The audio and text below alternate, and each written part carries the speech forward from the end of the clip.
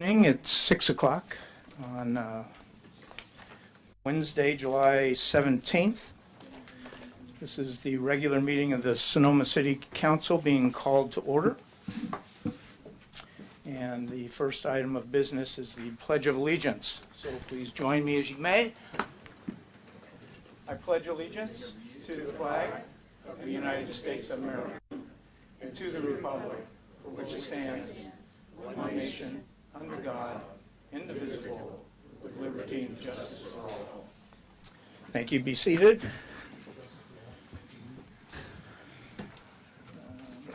Madam Clerk, could you take roll call? Councilmember Vice Mayor Farrar-Rivas. Present. Councilmember Wellander. Yes. Councilmember Dean. Here. Mayor Gurney. Yes. Thank you. All right, and there was no closed session to report on, so we'll move forward with approval of the agenda. And before we have a motion on the approval of the agenda, we have the public hearing, item 8.1, which is a public hearing to consider an appeal of the Planning Commission's decision to deny a use permit amendment and wine tasting use permit that would have authorized vacation rental and wine tasting facility at 301 First Street West under the adaptive reuse provisions of the city's development code. And we have a request by the applicant, Michael Woods, representing the appellant, has requested a continuance of this item, 8.1, to a date certain to allow time to review new information and determine the effect, if any, it will have on their appeal. And they are looking to reschedule this, hopefully September 4th of 2024. So before we approve the agenda, we need a motion to continue this item. I'll make a motion to continue this item as described. Mr. Mayor? Yes. I think the more appropriate order would be to have the agenda approved, but move this item up to before item 1. Okay. And at that point, we can call that one and we can go over the question regarding the continuance. All right. And I would still need a motion to move this item to the top of the agenda. Correct. Now that I've been corrected, I'd like to make a motion to accept the agenda, but move that one item up. Yeah, you should have known better. Is there a second? Thank you. All right. Roll call, please. Vice Mayor Farrar-Rivas. Aye. Councilmember Wellander. Yes. Councilmember Dean. Aye. Mayor Gurney. Yes. Thank you. The motion carries 4-0-1. All right. So we've approved the agenda, and now we have a request for the continuance, as I stated previously. Do I need to restate the request at this time? Only if council needs some clarification. Is there clarification needed? No. Seeing none. Is there a motion to continue this item? I move to continue this item. I second. Thank you, thank you. Just for the record, that's a continuance to September 4th, to our regular meeting on September 4th. I move to continue this item to our regular meeting on September 4th. I second. Roll call, please. Vice Mayor Farrar-Rivas. Aye. Councilmember Wellander. Yes. Councilmember Dean. Aye. Mayor Gurney. Yes. Thank you. The motion carries 4-0-1. Okay, thank you. So we will continue with the agenda. We've got presentations, and the first item is a proclamation in honor of the 20th anniversary of the Napa to Sonoma Wine Country Half Marathon. And is Gretchen here? Hi, Gretchen. Come on down to the podium. She looks like a marathon. Are you a marathon runner? Half marathon, yes. Half marathon. Okay. Yes. Well, we have a proclamation for you recognizing the 20th anniversary of, it's now titled the Charles M. Schultz Sonoma County Airport Napa to Sonoma Wine Country Half Marathon. Is that correct? Correct. Okay. It's a long one. All right. So what do you say about a half marathon? it's good for you. Yes. But you know what? The 20 years that you've been involved with this marathon in the city of Sonoma, it has actually been good for us. I have had the opportunity to see the activities associated with the marathon, and so it's actually quite terrific. And you began in 2004. The half marathon took place, making its beginning an annual event that has become an integral part of the city's identity and cherished tradition for runners and wine enthusiasts alike. Over the past 20 years, 100,000 runners. Mm-hmm. That's impressive. And the event scheduled for this weekend, July 20th through the 21st, and the 21st, welcomes 5,000 runners of all abilities to participate in a challenging and beautiful course through the picturesque vineyards of Sonoma County's famed wine country and the Charles M. Schulz Sonoma County Airport, STS, returns as the title sponsor, enhancing the overall experience and ensuring a warm welcome. I'm sure this is going to be a fantastic event, and I congratulate you and your team for the years of success that you've presented. Thank you. So I have a proclamation for you, Wonderful. and there's a lot more whereases in there, but we try to keep it easy. And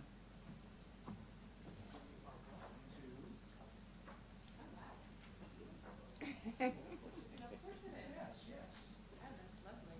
we are presenting this to you, One, two, three. and hope that you will run with that. Yeah, literally. Good Yes, one, no, John. we're very, very excited. Oh, yes. Be safe. Just really briefly, just thank you so much for this. This is a great honor. We're very excited to be doing this event and this race again this year. We'll be at Cornerstone on Friday, all day Saturday and Sunday on the plaza. You won't be able to miss us. Saturday's the Rose 5K, and it's right around the plaza. And then Sunday is the half marathon. It starts at Cuvée and we end right here on the plaza. And we're just so thrilled to, it's been named one of the most beautiful half marathons in the whole country. So we're very thrilled to be a part of it. And we just thank you so much for this proclamation. And we hope to see you all out there this weekend. Get your running shoes on. Well, just thank go you very wine us. much, Thank and you so have a great weekend. Appreciate Yes. it. Thank you.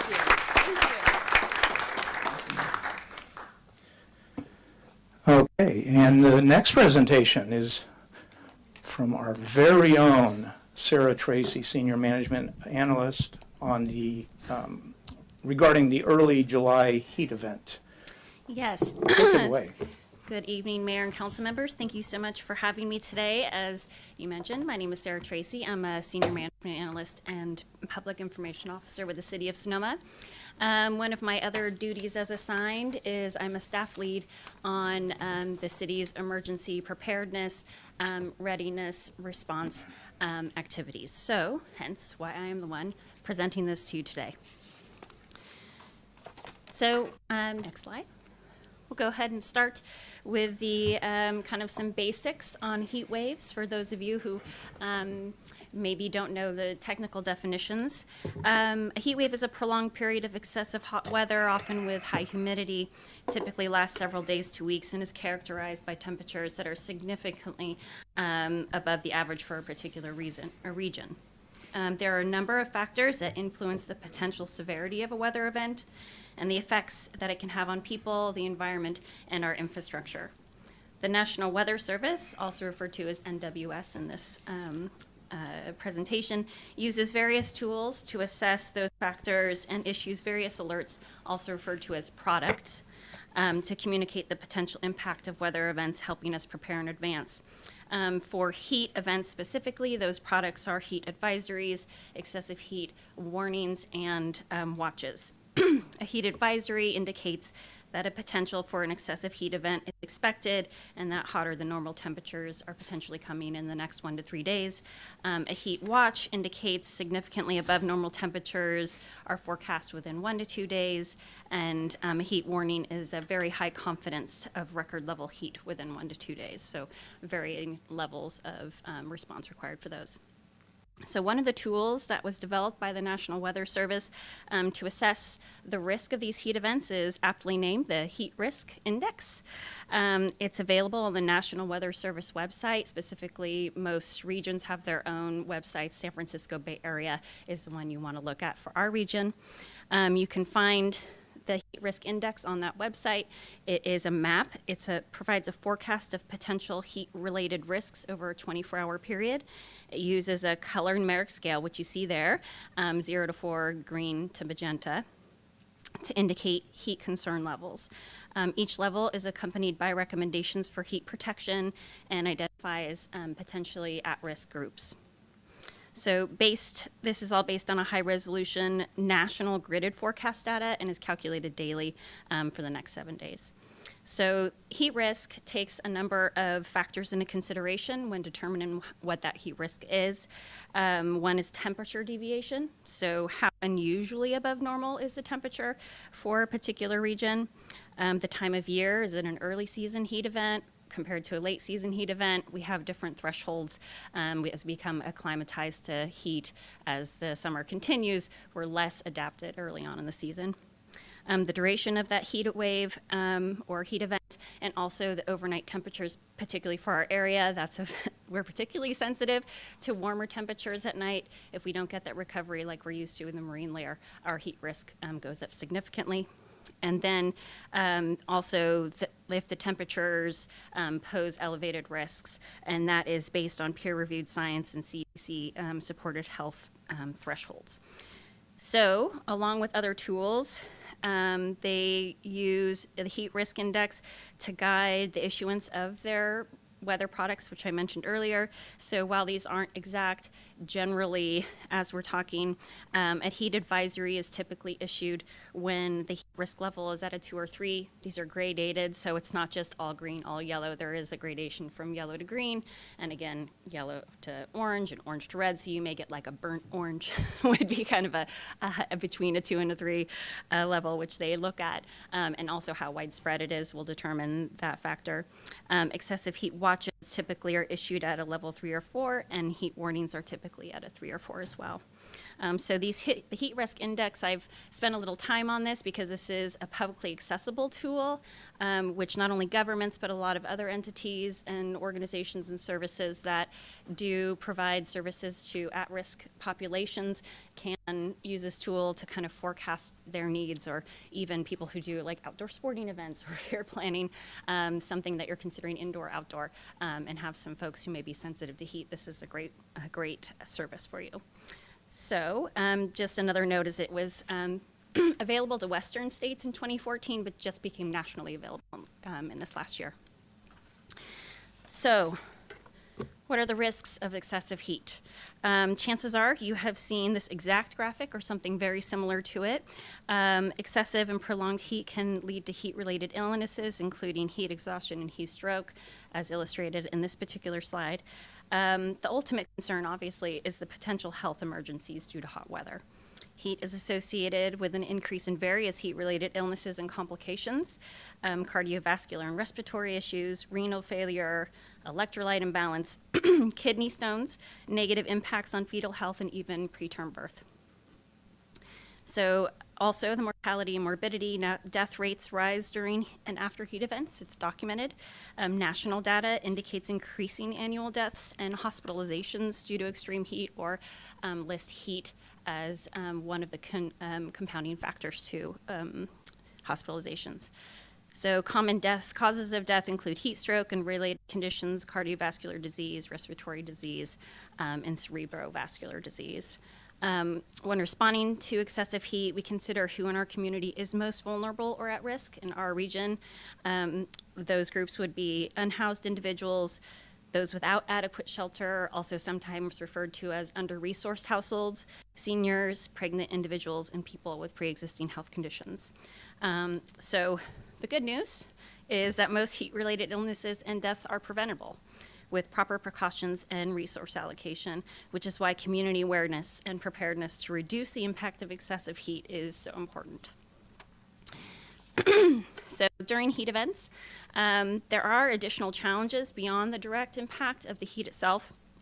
Two major compounding factors we need to consider when we're doing responses to these types of events are air quality and power supply.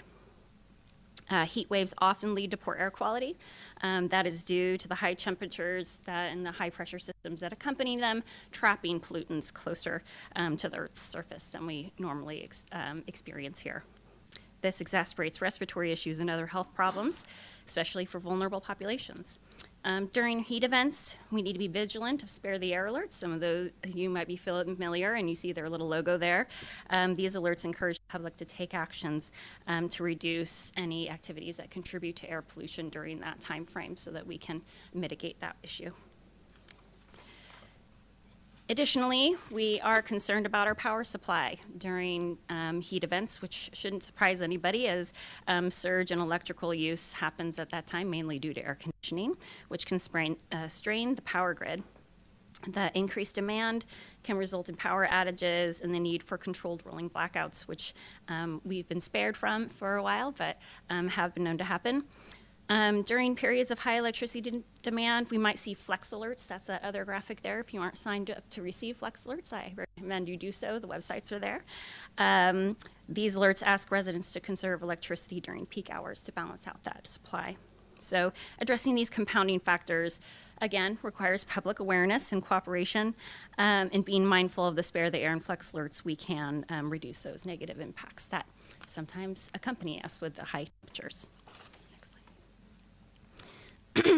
So as we move forward, it's important to understand the increasing prevalence of heat waves and how we, as a society, really in general, worldwide, this is not exclusive to the Bay Area or Sonoma, are developing strategies to respond to these events.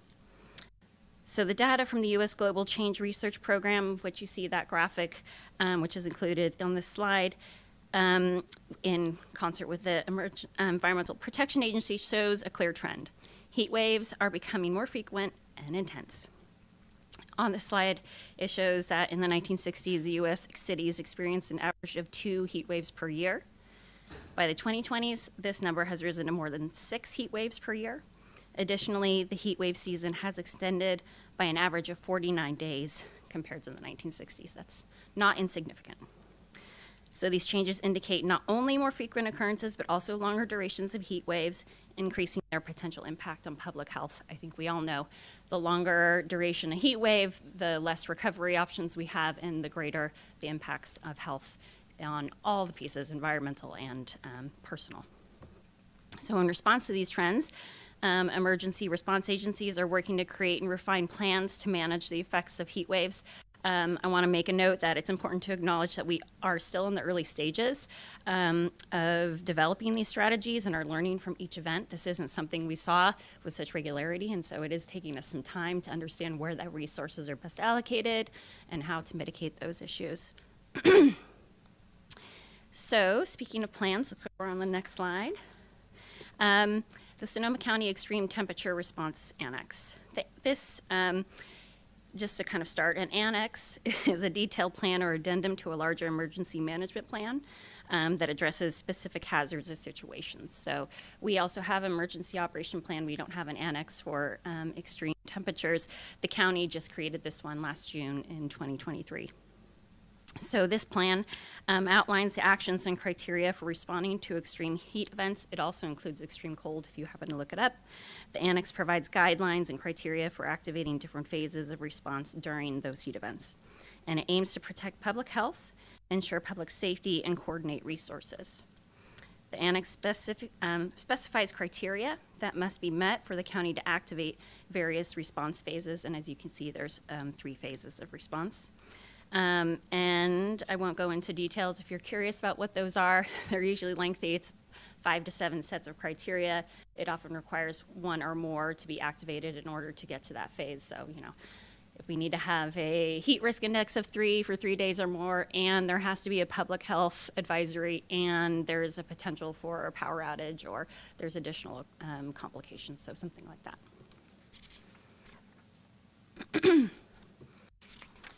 So, our little heat event that we had, and I say little as a true absolute joke. This was maybe the longest duration heat event that our region and maybe the state had seen I think that it's a historically long. We were very fortunate. Our particular region received a little respite in the middle there because of some marine influence.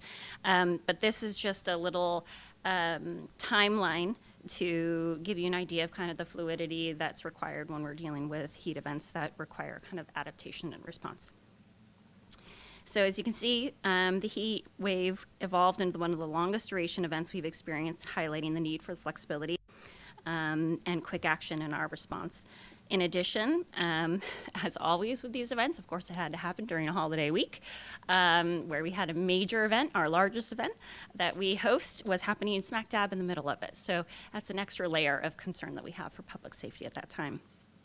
I won't go through each of these. I may actually have some of these out of order. It felt like a new or expanded or degraded alert was coming out just about every other day. So I know you all received the communications about it.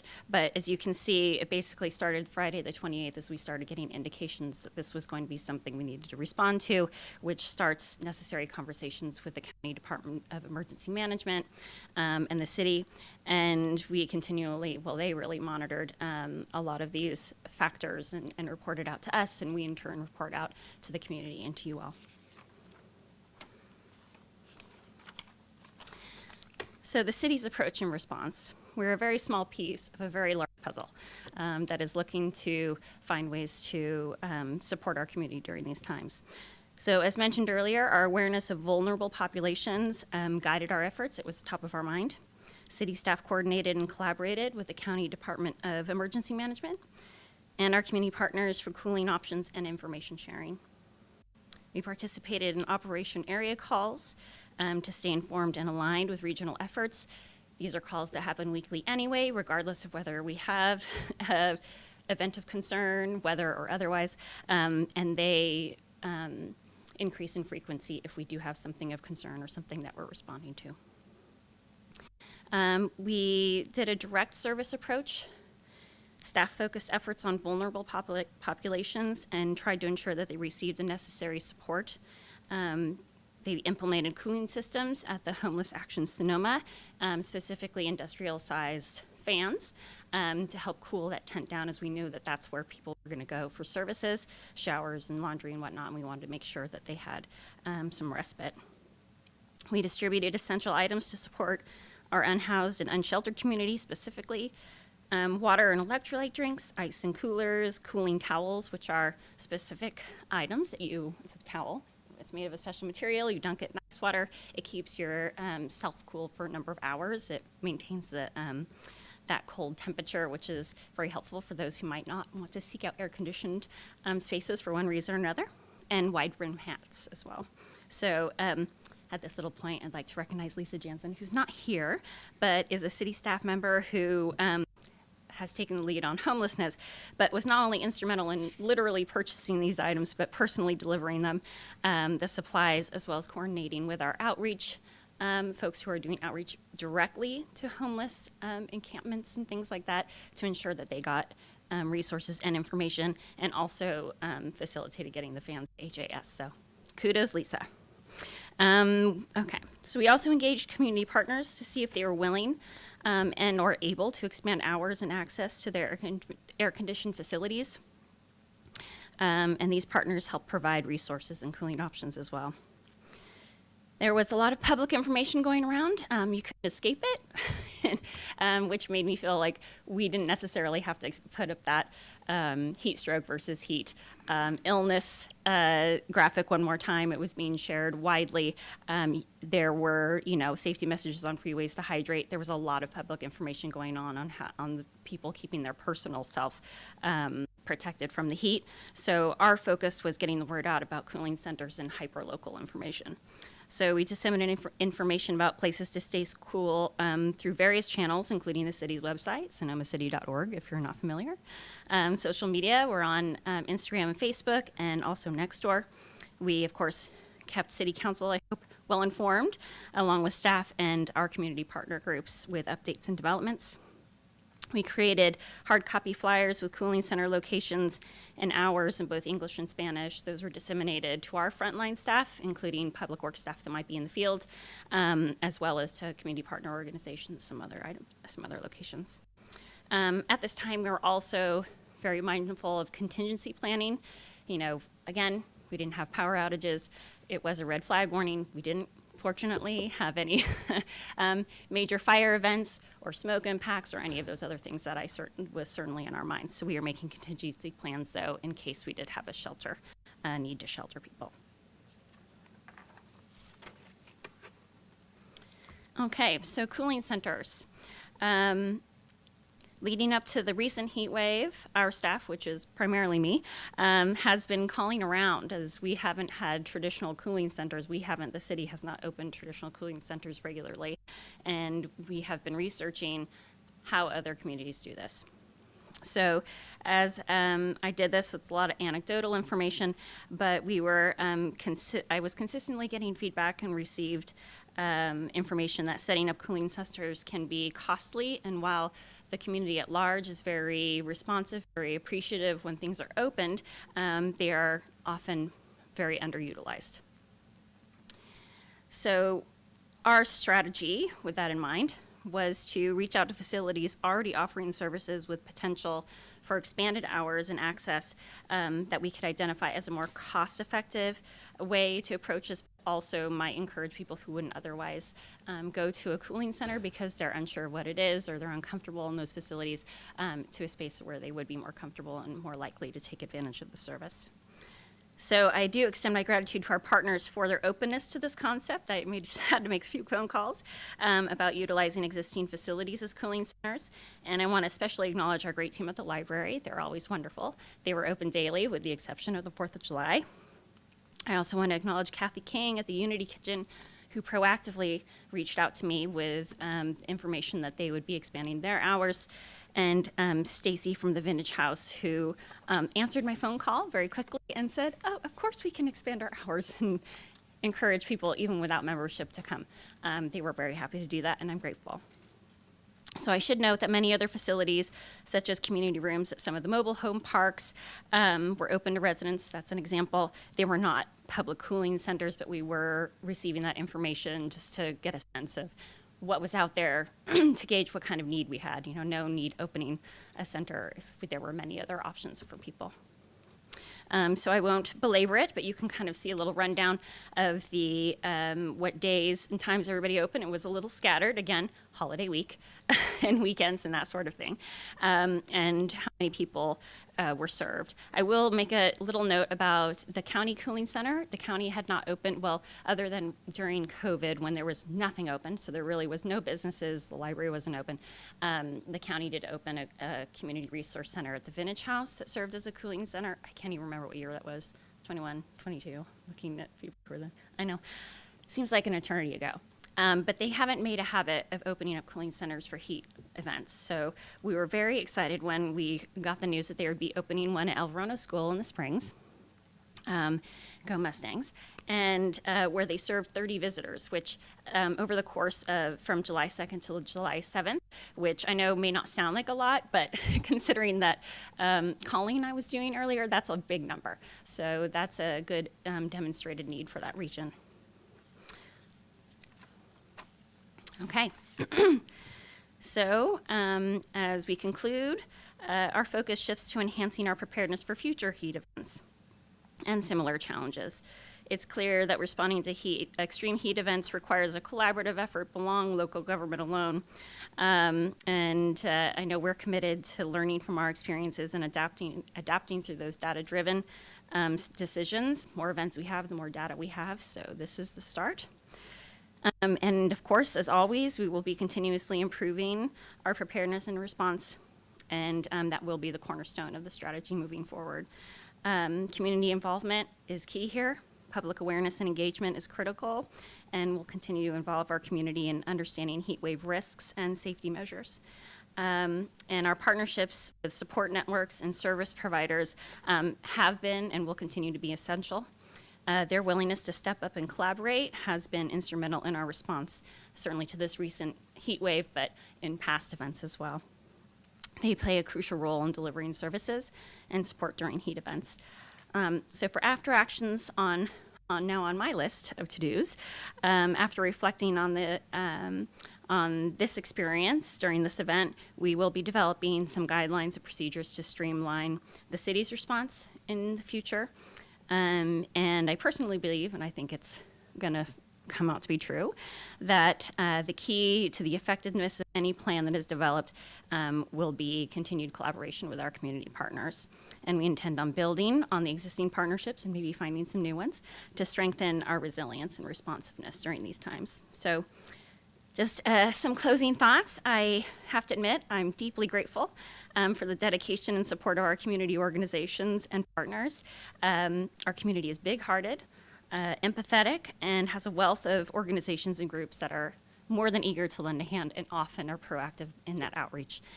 So it's a privilege to work in that environment where the collaboration and community spirit kind of drives the effort. That's not the case for everyone, my counterparts in other areas, unfortunately. So thank you all, and thanks to everyone who participated and helped spread the word to your commitment in our community's well-being. And if you have any questions, I'd be happy to try to answer them. Thank you. Council, any questions?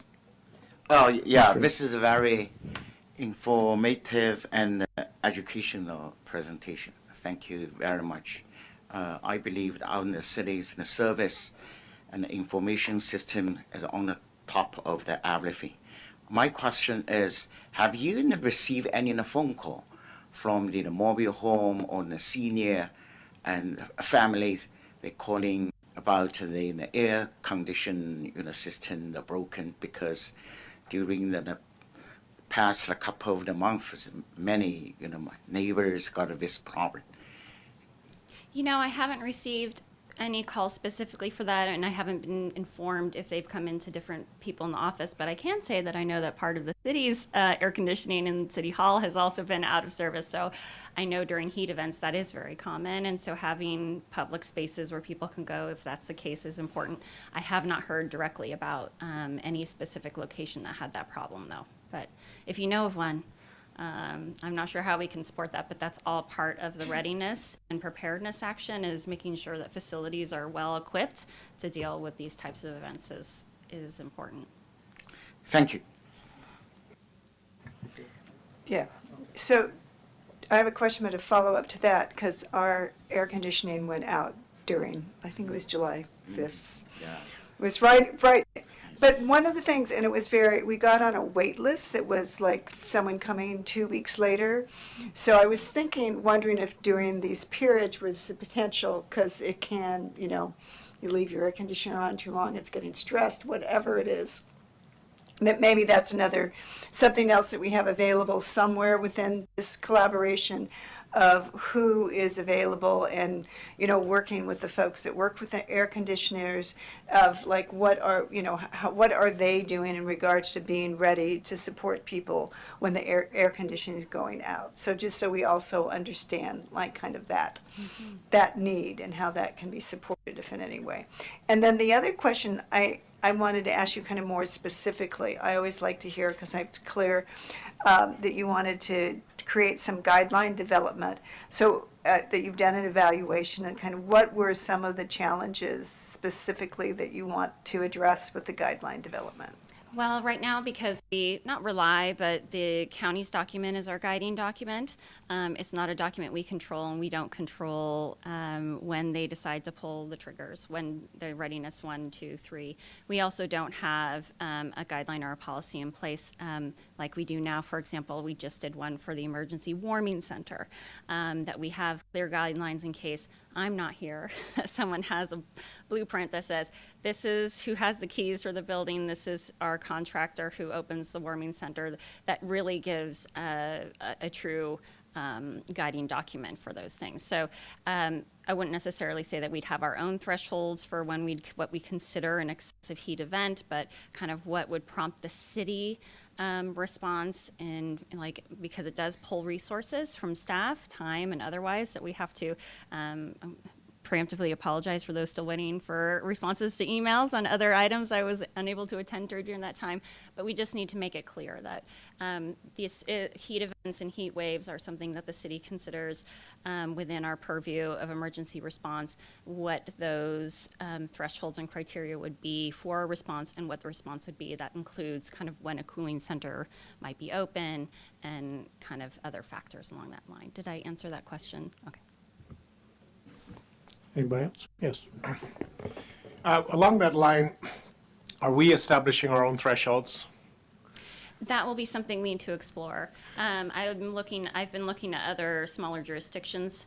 It is a little tricky specifically with heat and cold events because it really depends on location and time of year. You know, setting just a 102 degrees for 3 days is not, it's not very indicative. So the goal would be to have our own. It may not be very much different than what the county has or other regions have, but I do feel like it would be important for us to have something. And that will hold true also for our warming centers. We're going to establish our own criteria because I believe this last season we kept waiting for the county.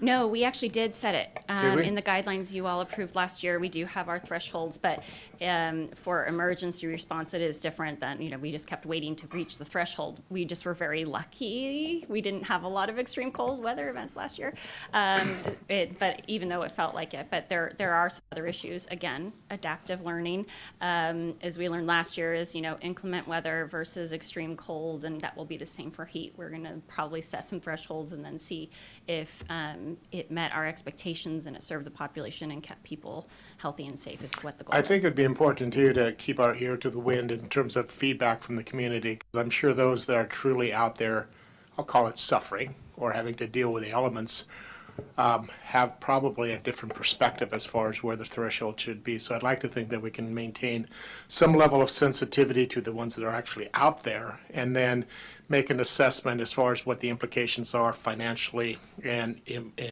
employee impact. I certainly don't want to go crazy, but I want us to be sympathetic. Yes, and that is a good point. And, you know, just to also say that typically in small government, and particularly when I say small, I mean local government, these types of events where it usually was more cut and dry when you're talking about what is an emergency and what constitutes an emergency response. As we're seeing more extreme weather events, that is becoming a little squishy. So at what point we're used to saying, like, we activate if it is a direct if there's a direct impact and we think people are going to have severe injury, death, or otherwise in danger. It's a little different for heat events when some of it is comfort, or cold events too, you know, comfort levels, what other ways, what direct response, how can we facilitate getting those people better resourced to withstand those in-between events, and then we would really only activate during extreme emergencies. We're farther away from that. This is a global conversation that is happening, though. So thank you for that comment. It's important. Ms. Lowe? Okay. All right. I would just like to say thank you for your work on this. You may or may not remember the city manager was out gallivanting the global picture somewhere. And Mr. Berger was acting city manager. And so, you know, when this was unfolding, I want to just commend you for keeping certainly I, and I'm assuming the rest of the council, informed so that we were prepared to answer questions in the community. And Mike, thank you for your work on that too. Well, thank you. Well, I will say it was direction from the city manager that I keep you informed, to be fair. You're very welcome. It was my pleasure. All right. Thank you very much. Take that rest of the day off.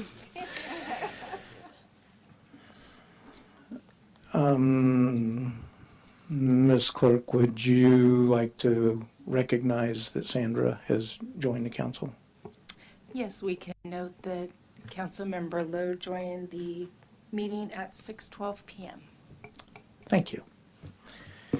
Okay, now we are moving to comments from the public, and at this time, members of the public may address the council on matters not listed on the agenda, but which are within the subject matter jurisdiction of the council.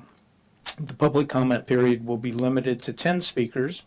Each speaker will be allowed up to 2 minutes, and speakers who do not have an opportunity to speak during this time will be allowed to make a public comment under the agenda item 10, which is the second public comment period.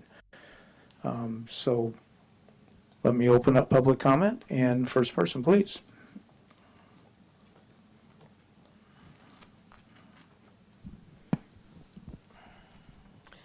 Josette Broziker, 1110 Loma Court. A Gaza ceasefire resolution was on the agenda at the June 5th City Council meeting. Dozens spoke during the agenda item comments. Subsequently, the City Council came up with new rules for general public comments that 10 people were allowed to speak for 2 minutes each during public comment. Any number from 11 on would then have to wait until the end of the meeting to speak. It may be inconvenient for council members to listen to large numbers of the public, but I believe it is the job of City Council to listen and learn what the community needs and wants. In the future, there will be matters before you where many members of the public need to be heard. When our voices are relegated to emails that can be filed away and forgotten, we are not visible, we are not heard. Public comment is the voice of the community. Our elected officials do have an obligation to listen. This makes public opinion visible to the press and assures that even more of the public becomes aware of issues and decisions that affect them. And yes, please do put a Gaza ceasefire resolution on the agenda. As we approach a critical national election, it is critical to let Mr. Biden know that a ceasefire must be a priority and get done. If we want to assure that our next president is a person that will not dismantle democracy, we have to sway Mr. Biden to do the right thing. Thanks so much for listening today.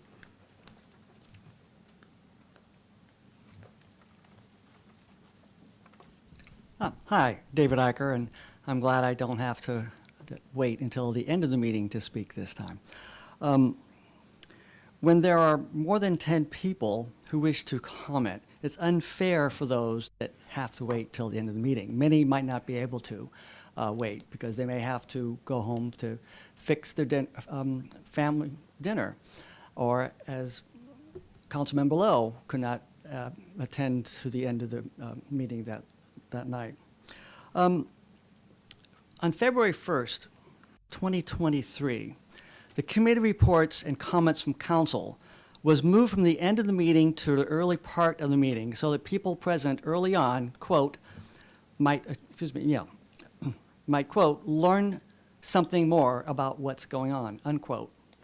So there are very few days, city council meetings, where there are more than 10 people. And so it's unpredictable in when that might occur. So I really encourage you to go back to allowing any number at the beginning rather than trying to split it up. And I think that discourages people from coming and speaking at times. And the people that are at the end might have something that it'd be very interesting to those people that were here at the beginning of the meeting and then have left. Sometimes we have announcements from nonprofits about certain events that they're putting on for fundraising or some of the accomplishments. And so it would be nice to have the most people be able to hear that. Thank you.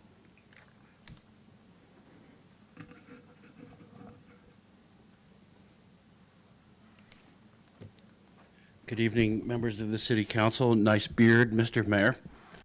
You've inspired me.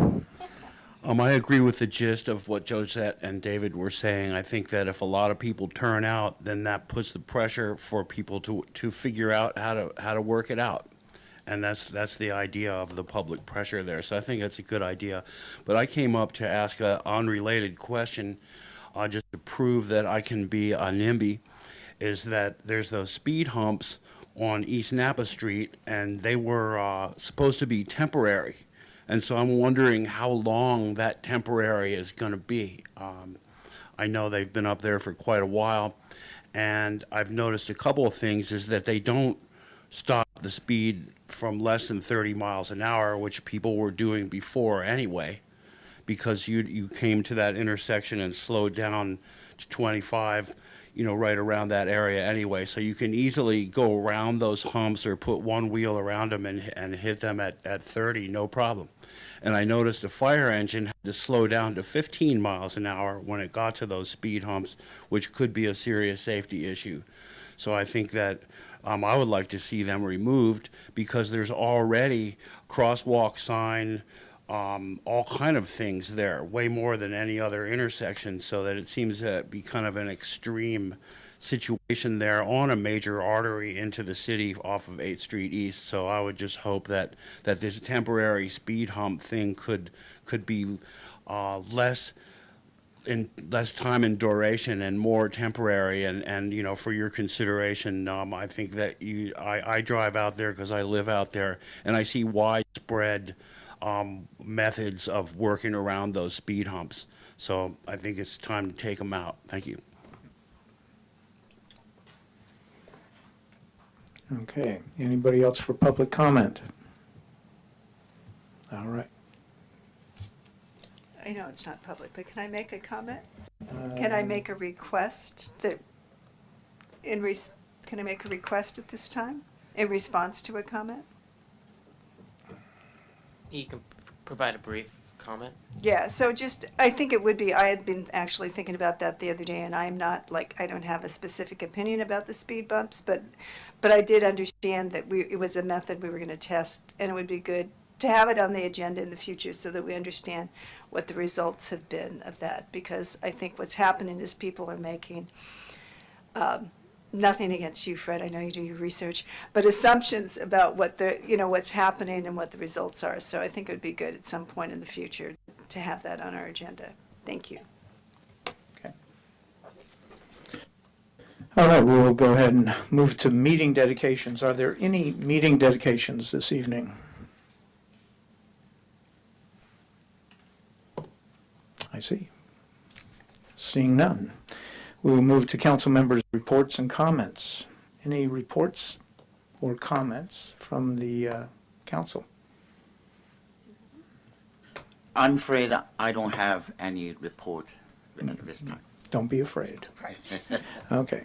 No need to fear the non-report. So I have two quick ones. Hopefully this first one will be quick. So I did attend the Smallest Beautiful SDC film on July 14th. It was at the Sebastiani Theater. I don't have any comments about how that went on, but it's a discussion I think that's important to a lot of people. So good for people to stay up with that.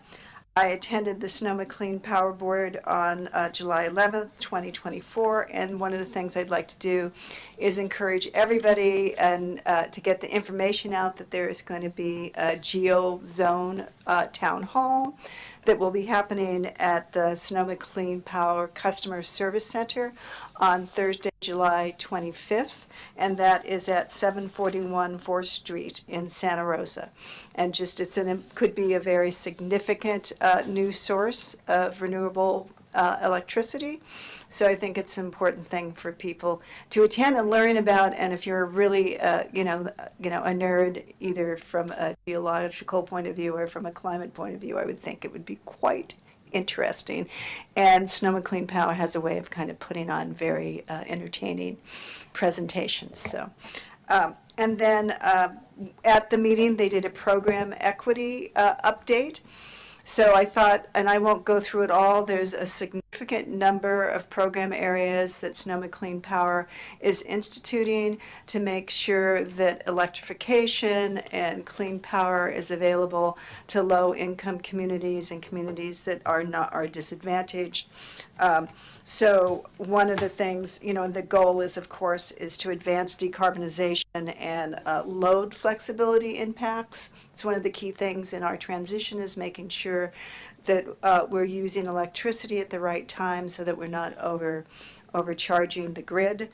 But one of the things is they are doing is there's a grid savvy program that they have, which means if you sign up for Grid Savvy, you get a certain amount of money that goes off of your bill, but it also notifies you, as we were talking about earlier, about emergencies, as to when you are using your electricity in a grid savvy way and when you are not. So it kind of helps you change your habits. It's like, when do I do my laundry? When do I run my dishwasher? When do I put my car on an EV charger? So that is now they're working out ways. So they found that was mostly benefiting very, moderate to high income individuals, and so how they're providing ways for that is also benefiting renters. So not just homeowners, but renters. They are partnering with the Bay Area Regional Energy Network, BayREN, to support affordable housing projects, which included electrifying 55 units for a low-income complex, and that was done in partnership with Burbank Housing. The other thing, and so there's a whole list. These are 2 things of like maybe 30 things that they're doing that were improvements. But just to show, in regards to incentive dollars, just an example of how the equity program is improving is so incentive dollars to income qualified individuals as a total percentage of their total technology incentives. In 21-22, that was 5.9%. 22-23, fiscal year 22-23, that was 10.4%. And in fiscal year 23-24, that was 20.26%. So they're really moving the percentage of incentives that are targeted for low-income individuals. And that's it. That's my report. All right, thank you. Ms. Wellander. Yes, I had a field trip last week and traveled as part of the North Bay Watershed Association and went to the Napa Sanitary District. And it was quite educational, and I just simply can't get away from consultants and studies. And the city of Napa and the Napa Sanitary District hired a consultant, $450,000 study, to look at the advanced water treatment feasibility to analyze options and costs implementing a direct potable reuse project in Napa. Yes, goes in, comes out drinkable. It was determined that it's feasible, it can be done. It's about 10 times the cost of water right now. It's very complex, and it may be in our future, but not in the near future. And I was reassured that the technology is there, because I guess there's a phrase as you go up in space as an astronaut: yesterday's coffee is today's coffee. Thank you.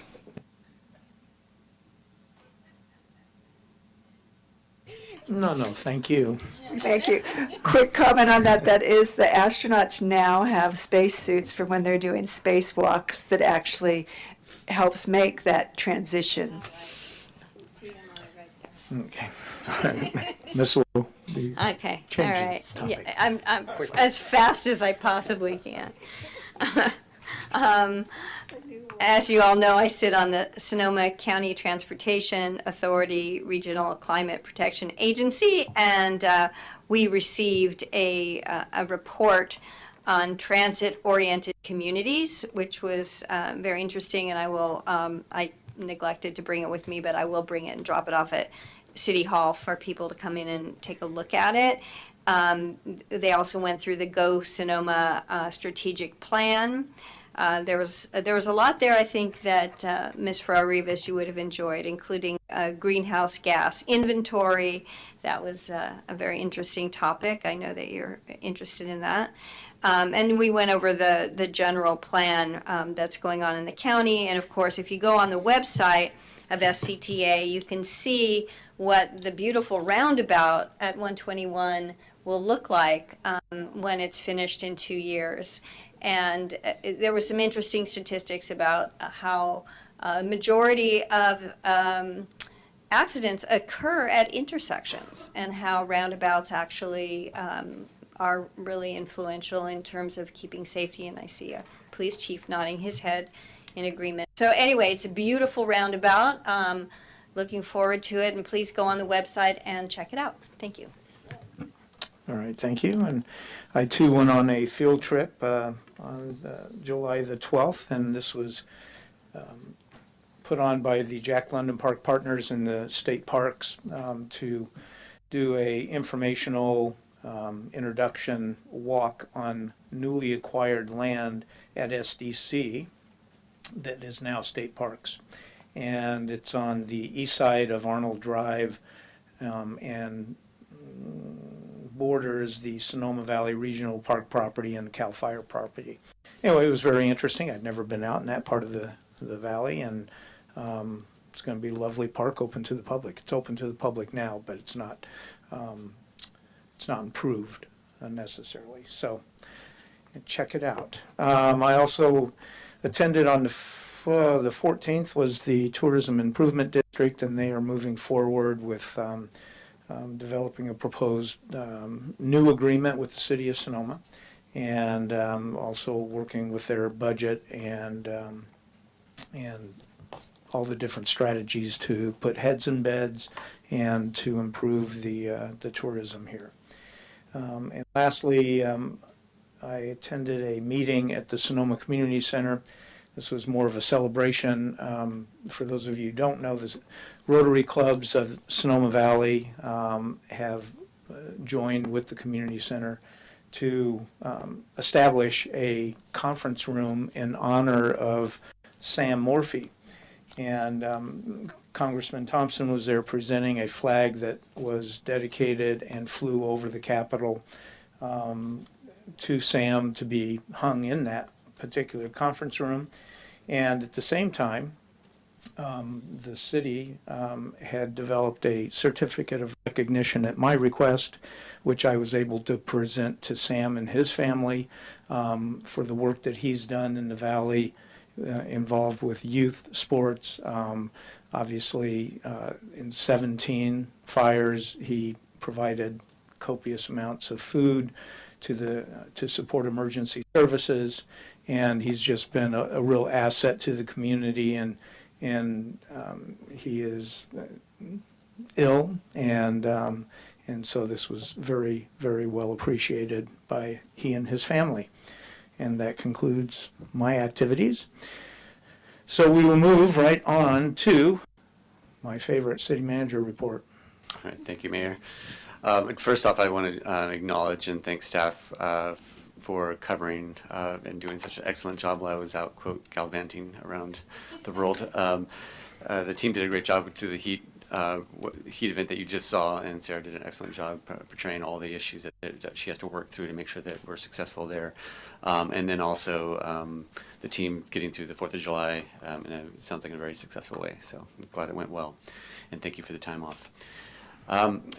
Just a reminder, the City Party is coming up on August 1st. That's from 6 to 9:30 p.m. There are still sponsorships opportunities, I believe, so you can go to the city's website and reach out to us if you're interested in supporting that. And also the nominations for City Council, those are open, and that closes August 9th at 5 p.m. is when papers have to be filed. I do want to take a moment to acknowledge 4 individuals. During the budget presentation, I showed you a bunch of empty boxes on the org chart of positions that were unfilled. We've been working pretty hard to fill those key positions. So we have hired 4 new people over the past month or so, and so I wanted to acknowledge them.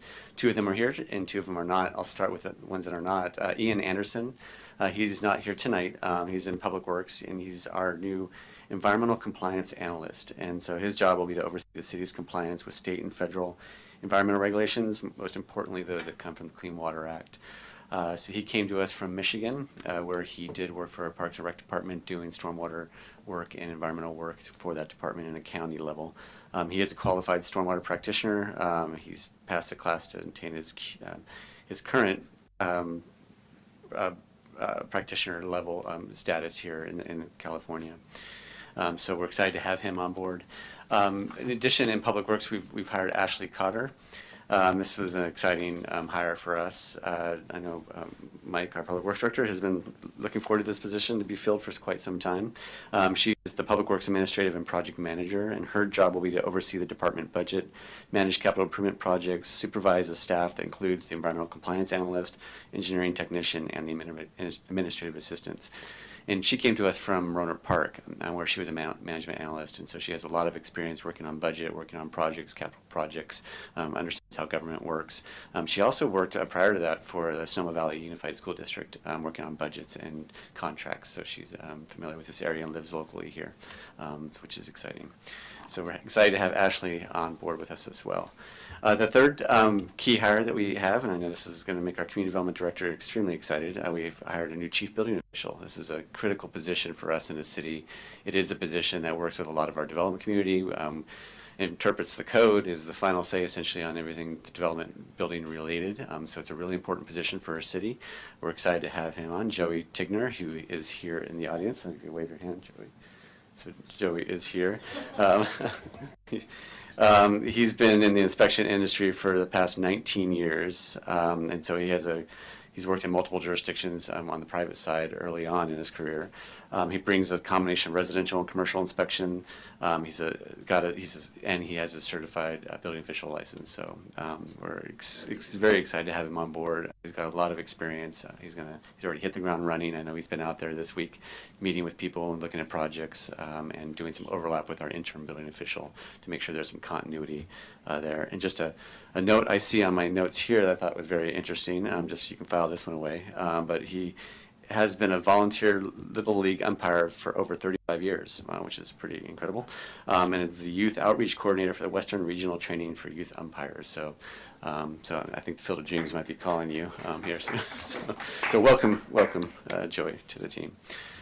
And then finally, you did see a press release about this, but we have hired Carolyn Fulton to oversee our cemeteries as cemetery manager. We're excited to have her on board. She's back there in the corner.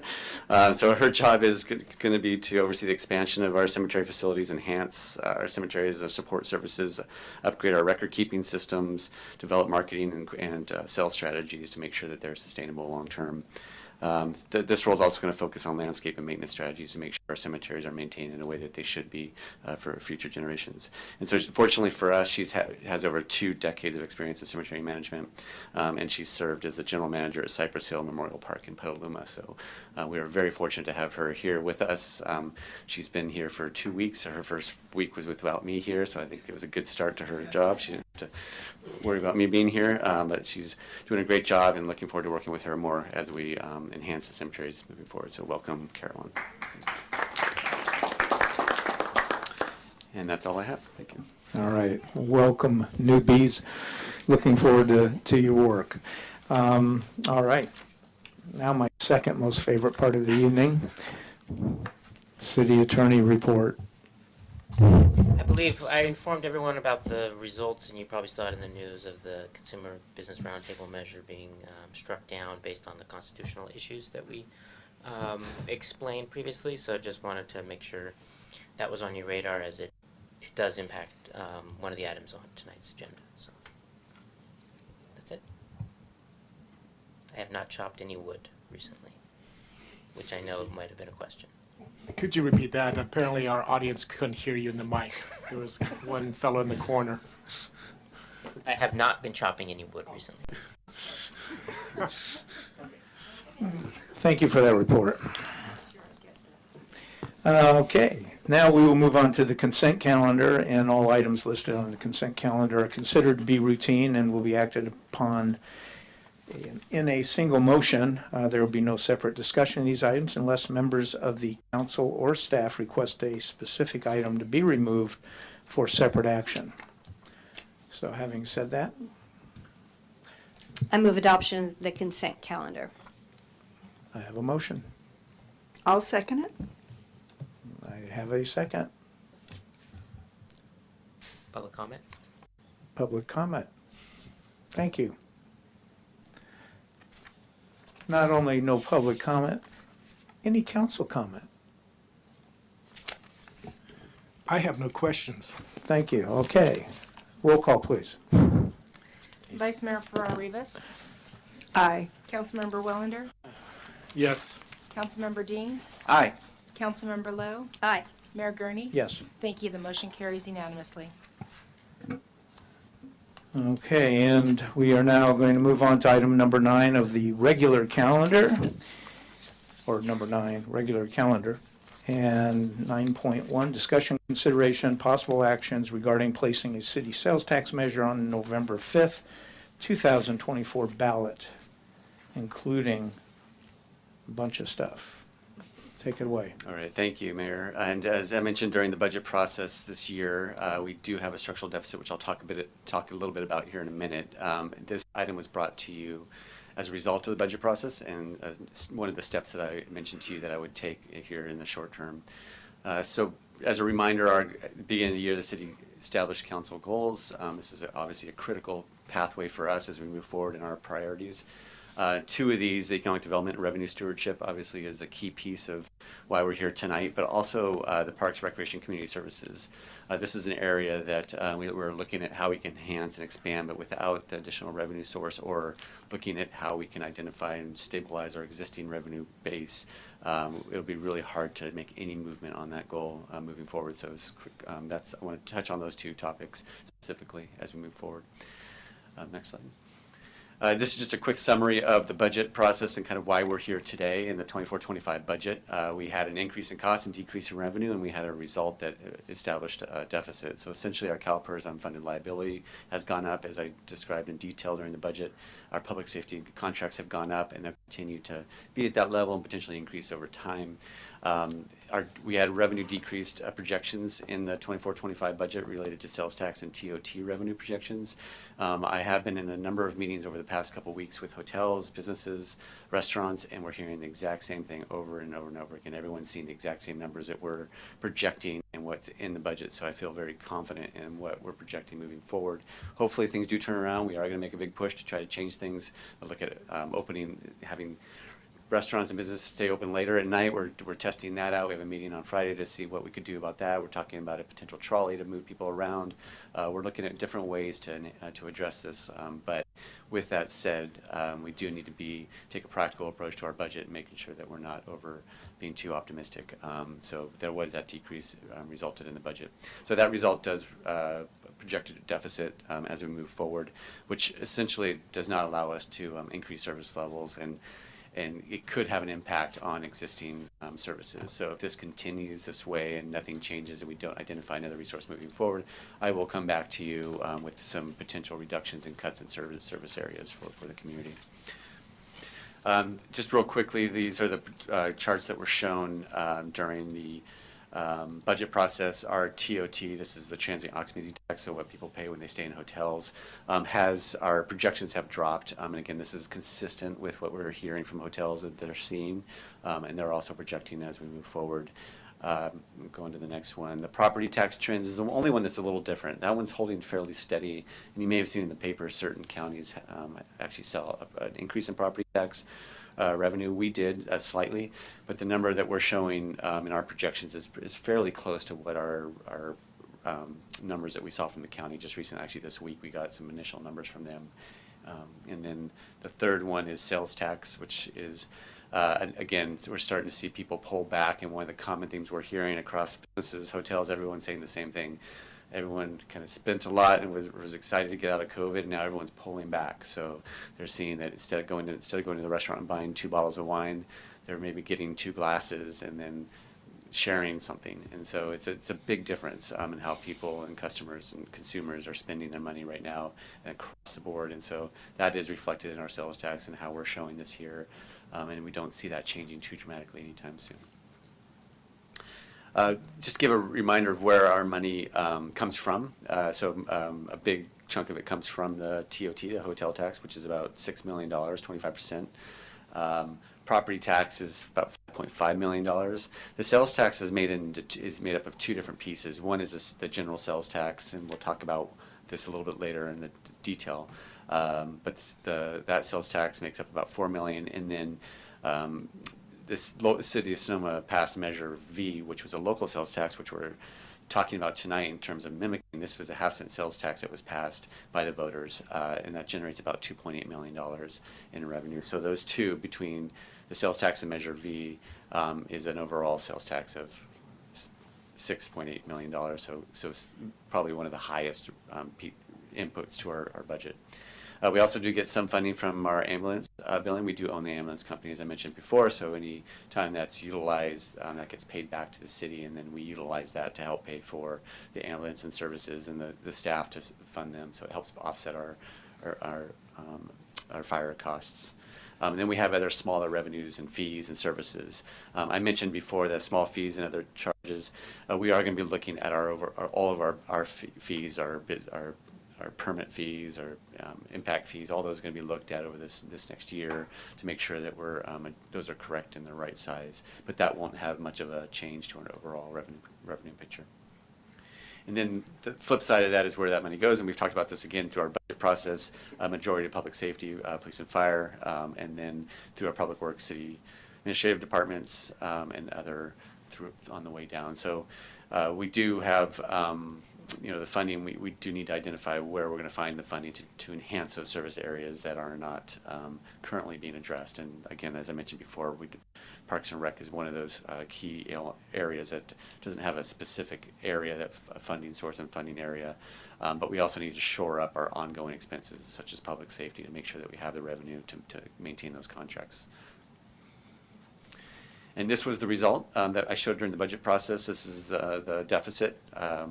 The $2.8 million deficit in year one, which is the 24-25 proposed budget, is based on all the assumptions I just showed you.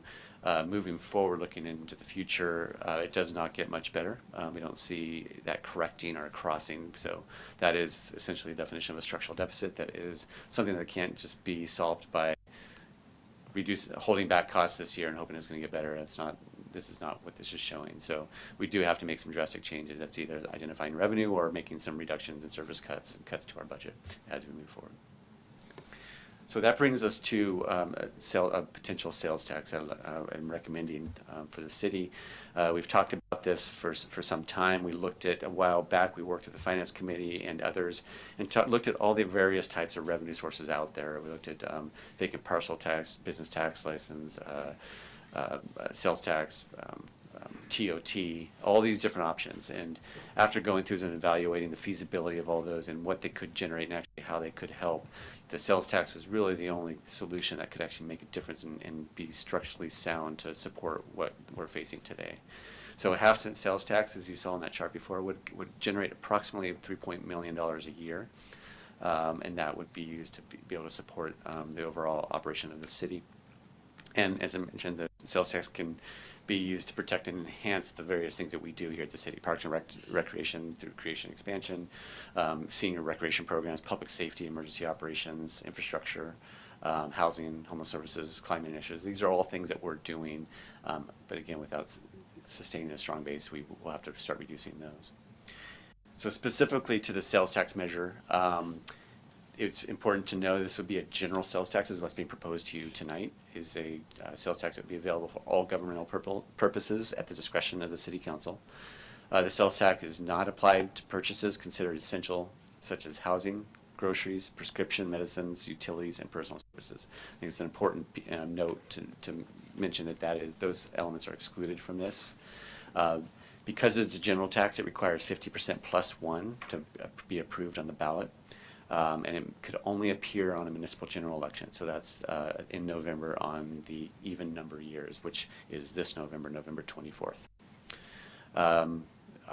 Obviously, people coming into the community, visitors, will pay their fair share to the community.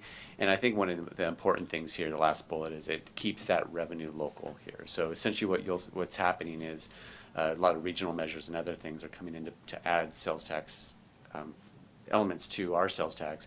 And there is a cap, and I've got a slide on that we talk about in a second, but by identifying and capturing that half-cent sales tax, it keeps it here, it keeps it local, and keeps it under the control of the city to be able to use for things that the city wants to use it for. So I think that's an important point as well. So the cap is an important piece of this discussion. So our current sales tax in the city is 9%. This is composed of three pieces. There's a 7.25% statewide sales tax. There's a 1.25 countywide transaction sales tax, so a countywide tax, and then a half-cent sales tax, the Measure V that I mentioned before, that the city voted for and added onto there. So that gets us to 9%. In addition, Measure H passed back in March, when the voters approved Measure H, which is the fire tax, the Sonoma County fire tax. That was a 0.5-cent sales tax. So essentially what that did is put a 5% or 0.5% onto ours. So now we're up to 9.5%. So the state law caps all cities at 10.25. You can't go above that. So that's 3% over the 7.25 that the statewide. So if the city were to pass a 0.5-cent sales tax, we would still be within our cap. There's still room there to have this, the voters make this decision.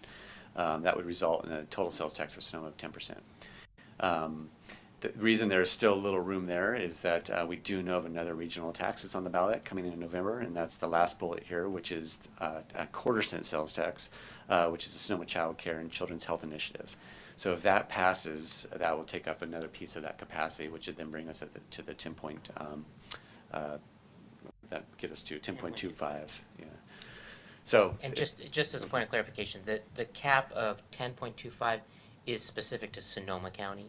So normally the cap is 2% statewide, but many counties got special legislation to increase that a little bit, usually because of transportation issues. They're mainly counties in the Bay Area, and some in Southern California. So that's just one nuance that Sonoma County's is 10.25, but if you went to, Yolo County, it's probably going to be 9.25 cap. Okay. And that's something that, to Mr. Rubin's point, is that the legislative action could be done and be looked at to change that cap, but that is something that the county needs to address. And so as you start to see more regional measures, that discussion is happening. So,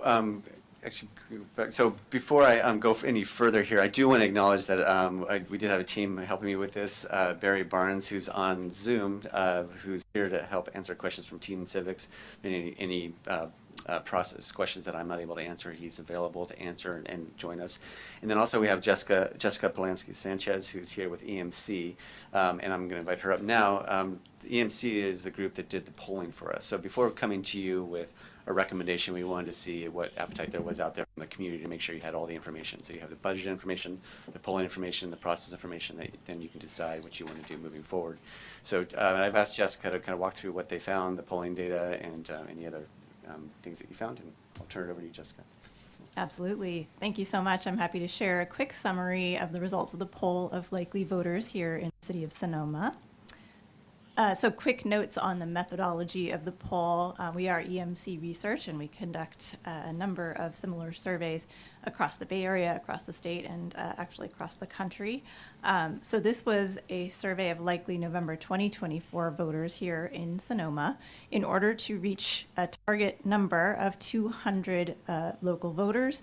We used multimodal methodology, so that it incorporates live telephone interviews along with online interviews where we reach voters by either text invitation or email invitation. So links were sent in those methods. We did offer the survey in both English and Spanish. The interviews were conducted in the spring between March 24th and April 7th. And as I mentioned, with a sample size of 200 interviews, that carries an overall margin of error of plus or minus 6.93 percentage points. So a few key findings, and then I'll share a little bit more detail about the results. We do see a majority of local voters here in the city are feeling optimistic about the way things are going broadly in Sonoma. And a majority also rate the job that the city is doing positively. We see that voters recognize a need for additional funding for the city, and also that a majority indicate it is worthwhile to increase taxes in order to maintain high-quality local services. In this poll, support for a potential 0.5% sales tax exceeds the majority passage threshold. And when it comes to services that could be provided with additional funding, we see emergency response, public safety, maintaining evacuation routes are top funding priorities for voters. We also see in this poll that additional information about the accountability features of a potential measure, as well as the need for additional funding, is helpful in conveying the benefits of a measure. So with that, I'll share a little bit more detail about the results, starting on the next slide. This is just a kind of a warm-up question, but it's very helpful for us to understand the general mood of the electorate. So we say, do you feel things in the city of Sonoma are generally going in the right direction? Or do you feel that things have gotten pretty seriously off on the wrong track? And you can see here among voters that 64 say things are headed in the right direction. So that's pretty optimistic local electorate. 29% do say things are off on the wrong track, and 7% don't say one way or another. So how would you rate the job that the city of Sonoma is doing overall? Would you rate that as excellent, good, only, fair, or poor? You can see 57%, a majority, rate the job the city is doing as excellent or good, and 35% say only fair, 4% poor. On this next slide, we also ask an overall question to understand perception of need for additional funding. So we say, generally speaking, would you say that the city has a great need for more money, some need, little need, or no real need for additional funding for city services? You can see here a majority, 62%, see at least some need for additional funding, and fewer than half say that there's little or no need for additional funding. So there is understanding of the need for additional funding. And then a few additional questions that we ask to understand voters' sentiment around taxes broadly. So these are, do you agree or disagree questions. The first statement here, it is crucial to have high quality city services even if it means raising taxes. You do see almost 3/4 of voters agree with that sentiment, with 28% who strongly agree.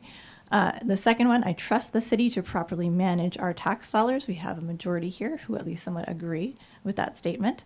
And then I generally oppose increases to taxes regardless of what they're used for. We see a majority, 59%, disagree with that statement. Only 41% agree. So in order to understand the feasibility of a potential measure, we asked about whether voters would support or oppose this measure that you see here, and we asked it 3 times over the course of the survey. So we got an initial read simulating what would happen if the election were held at the time of the poll.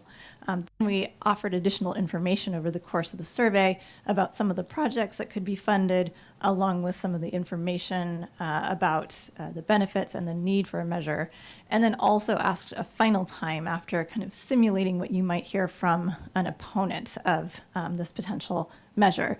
And so you can see here, initially support is at a total of 57% yes. That's 56% who right off the bat say they would support the measure, and then another 1% who are undecided but when prompted do lean toward voting yes. Then we provide additional information about the benefits of the measure and the need for the measure. You can see support solidifies ever so slightly up to 59% total yes.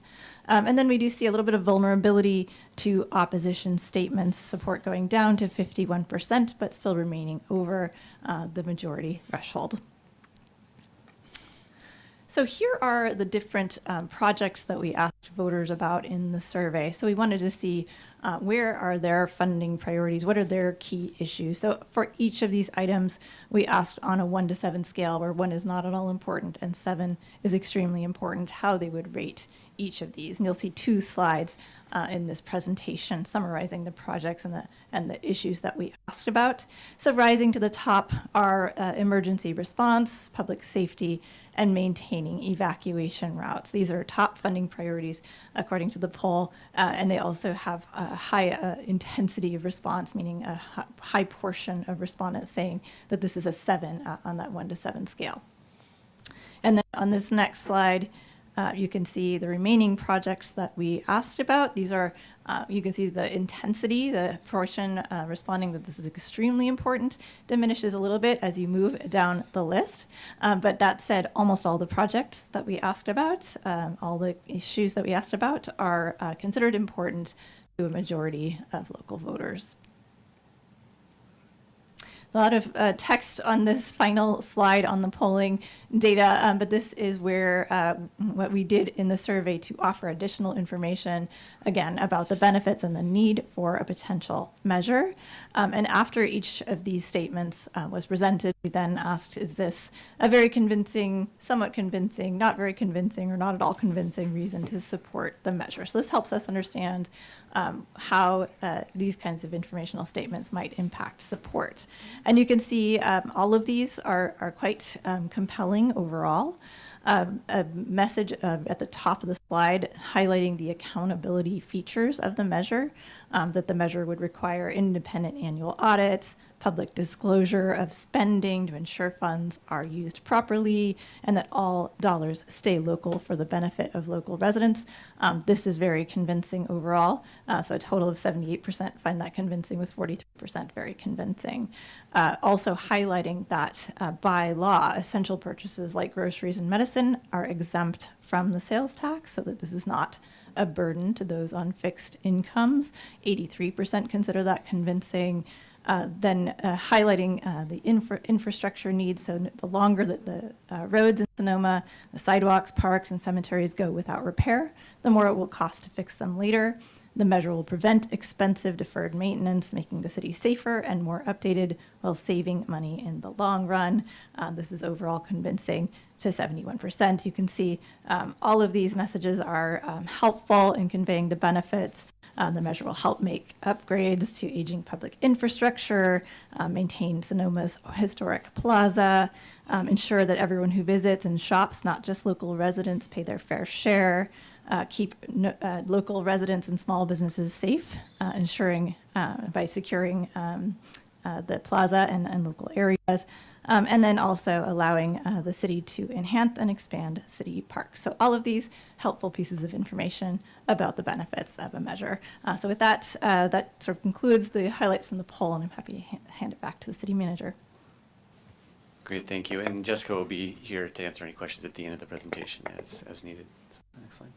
So we did have a recommended ballot language. This has been slightly modified from what was at during the polling, but it just a few words just to make sure it's compliant with state law. So this, I'll just read it for you. Shall the city of Sonoma measure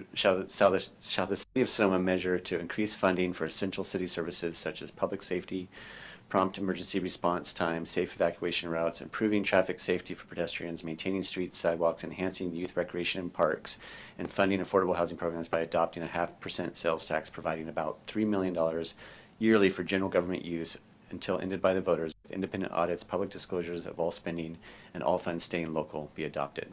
So this is the recommended language that we would propose, and this has been through legal to evaluate, make sure that it's appropriate for the ballot, and could be accepted by the county. So the next steps are on the slide. Again, a lot of words here, but we just want to make sure that it was documented for the council. This is also a staff report in more detail. But essentially by resolution tonight, there's three things that we're looking for tonight. One, we'd have to have a resolution, resolution to call for the election for purposes of placing the tax measure on the ballot for the November 5th, 24 election. We also need to designate the authors of the argument, directing the city attorney to prepare the impartial analysis and pros measure and authorize related actions. So staff would be recommending the city council designate 2 members of the council to author the argument in favor of the measure. If an argument against the measure is filed, then we would have those 2 members be authorized to file the rebuttal as well. And so again, legal and myself and everybody would assist in supporting that process. The city clerk will provide public review of the arguments and impartial analysis for a period of 10 calendar days immediately following the deadline. And then the election code sets the dates on which these need to be received. So we do have some deadlines coming up, and it's fairly rapid, that we're going to be meeting in order to make sure that we meet the November 24th election. If the council wants to move forward with this tonight, essentially the council would need to pass the resolution, do a first reading of the ordinance, and then we'll come back with a second reading of the ordinance, and that does not need to be before the August deadline, but we would probably bring that back at the next meeting if that's of interest to the council. So with We'll go to the next slide. So these are the three actions, and they're all separate motions. And as I just mentioned before, the resolution to call for the election, and 2 would be to designate the council members, and 3 would be to introduce the ordinance. But before we do that, I do want to obviously pause here and answer questions and provide some opportunity for discussion. And we do have Barry Barnes on the Zoom, and we have Jessica here in the audience to assist as well. Okay. Any questions? Oh, thank you. Go ahead, Ms. Farrar-Rivas. So I have 2 questions for you and 1 question for you. So on slide 17, come on, go back. There we go. I'm on my. So looking at so my question for you on that one is, at 57%, that being excellent or good, do you see that as generally what you see in other polls? Do you see how good do you see that? Is that very good or fair or fair to Midland? We like to see a majority with a positive rating there. You can see that the large portion in pink on that slide say only fair. There are a lot of voters we see here and elsewhere who are just simply not willing to give a positive review of local government. So given that fact, this is a pretty solid rating, I would say, comparatively. Yeah, because just my experience is like in evaluations, at the corporate level, when you see anything above 30% as being negative, you recognize there's an issue.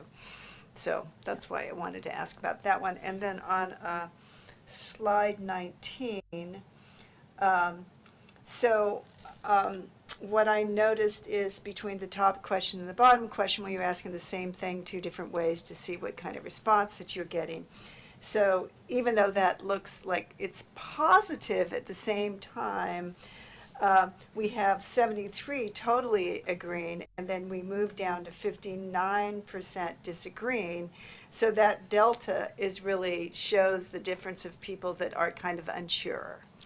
That's absolutely true. You do see the kind of contradictory statements there, and some people overlapping a little bit and maybe contradicting themselves between the 2 statements. I think what it emphasizes, and we see this in many, many places, is that when we're focused on high-quality city services, people say, yes, I want that, yes, it's worthwhile. If we're simply talking about taxes, they might sort of feel a little negative about that. So I think that's what you see. I will mention there are a lot of jurisdictions, not even far away, but close by, where we're seeing a lot higher kind of tax sensitivity than what you see on that last question here. So there are certainly areas where we're seeing a little more resistance to taxes than what we see in this survey.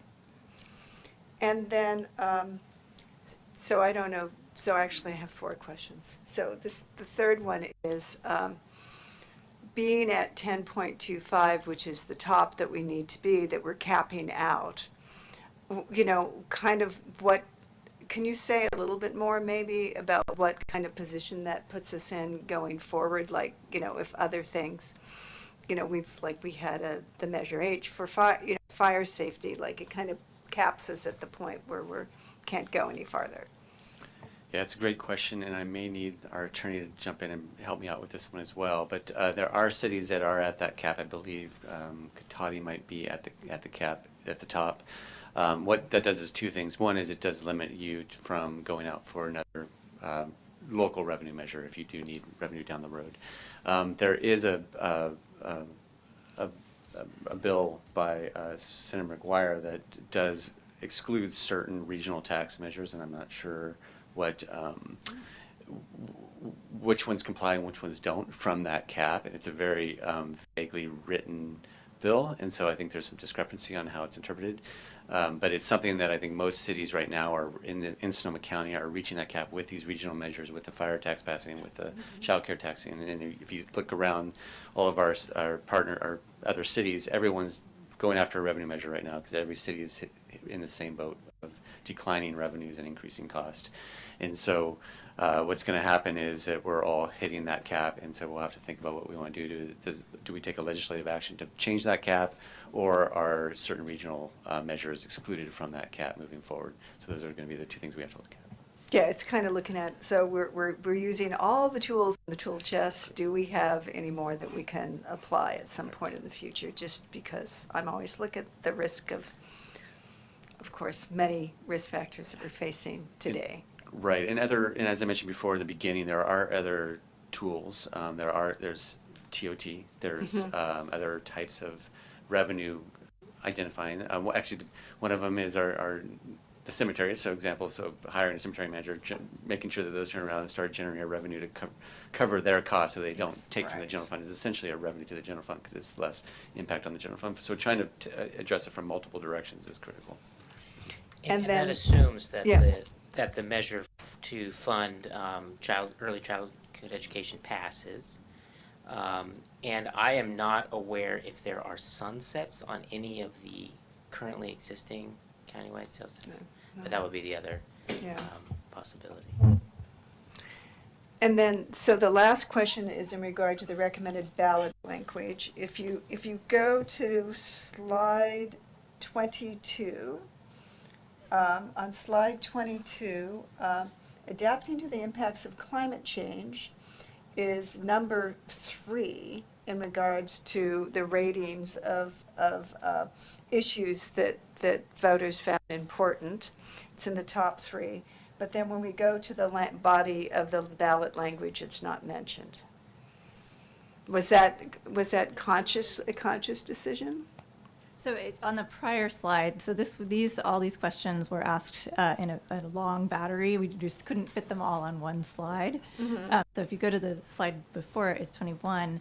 These are actually the highest priorities based on the poll results.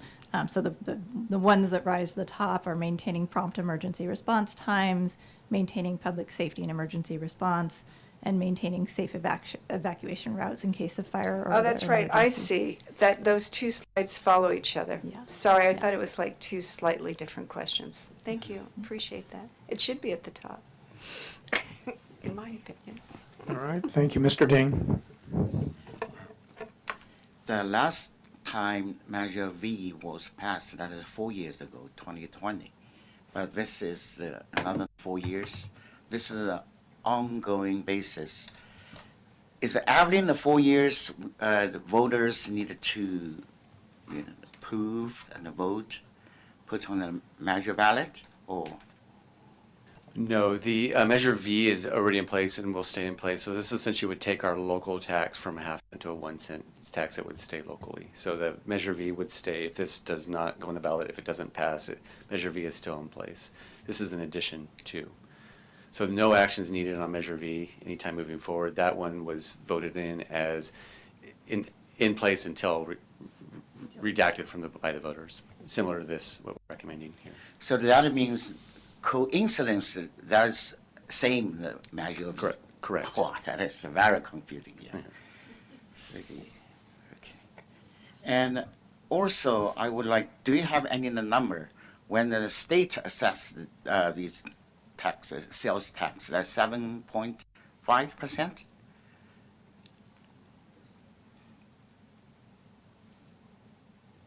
And I should probably bring in Barry at some point here. 'Cause Yeah. he's probably Seven- going oh, to help me 7.2. with some of these. I just realized. How much percentage out in the city can share with this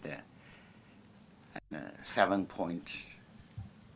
I believe the local portion is 1.25% of the Well, that is a 7.25. county, right? Yeah, that's the Bradley Burns Okay. local sales tax portion of the statewide sales tax. All right. Thank you. Anything, Mr. Wellander, Ms. Lowe? Yeah, a couple quick things. I believe a statement was made that if we don't attempt to capture the margin, someone else will, county-wise, I believe is what you had once said. In terms of if we don't do this, then that doesn't preclude any other county-wide tax measure from grabbing whatever that little bit is. So I like the idea of keeping it in the city. I think it would be critical. I don't think we've done it, and I'm just going to throw it out there because it's going to require more work by that young lady sitting in the front row in the black. But I think that there is value in yearly.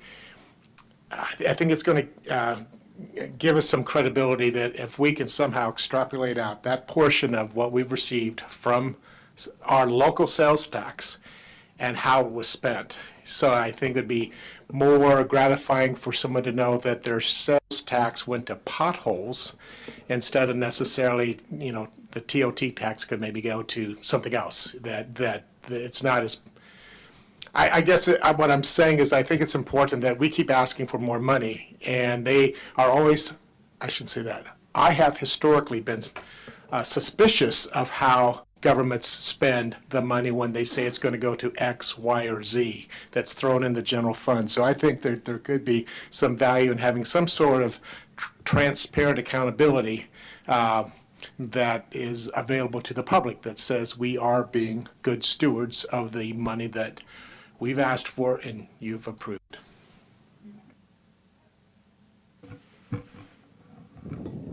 Thank you. Ms. Lowe, did you have anything? No? Okay. So, Mayor, if it's okay, if I could bring on Barry Barnes, I know he may want to touch on some of the items that we talked about to make sure something was stated incorrectly, or if there's more that information they can provide you.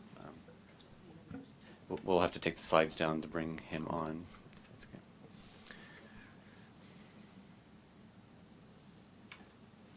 Can you hear me now? Yep, we can hear you, Barry. Yep. Okay. Hello, everyone. Barry Barnes of Team Civics. We are consultants who work with cities and school districts and public agencies on revenue measures such as this. I think Jessica's polling did a fantastic job of showing, and I did want to make a comment that, the question earlier about the 57% favorable rating and was that good, I can say from working with a lot of cities, that's very good. And we work with many cities in the Bay Area and the state where that number's upside down, and the number of people who feel like they're unsatisfied with city services is, in many places, is closer to the mid to high 50s. So you all have a lot to be proud of.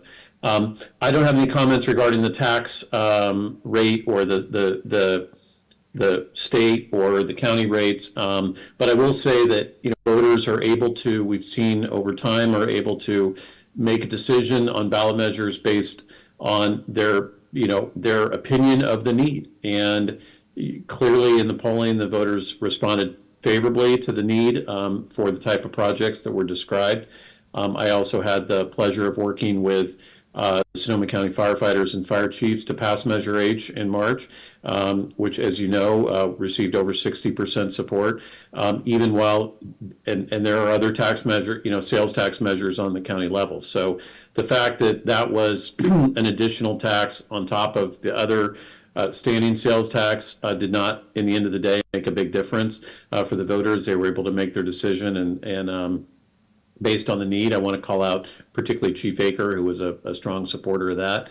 But I feel the same way about this. I think that if you have a community or a community group who is willing to do the private campaigning that's required for passage of a measure like this, the city cannot campaign on behalf of the measure.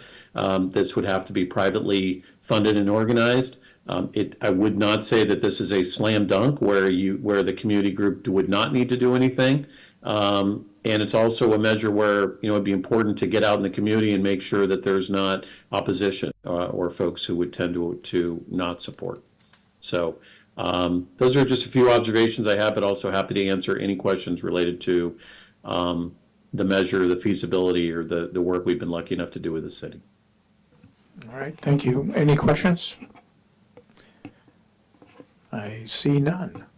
Thank you very much. It's helpful comments. Thank you, sir.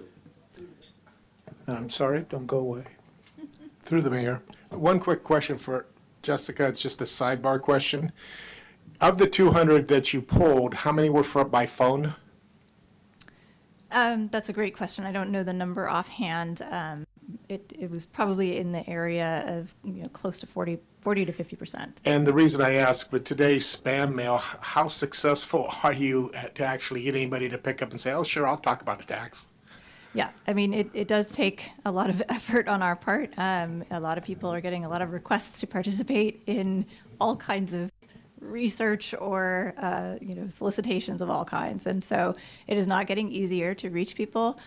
We maximize response rates by being very diligent. So we call people multiple times. We send out multiple text and email invitations. And we do all of those things. If you're a voter where we have your cell phone number, we might send you a text invitation and try calling you. So we're going to give you the best chance of responding. And then we might have to call you a number of times before we get you to pick up the phone or respond. And so that's how, persistence and taking our time helps us obtain those final sample sizes. Thank you. Yes.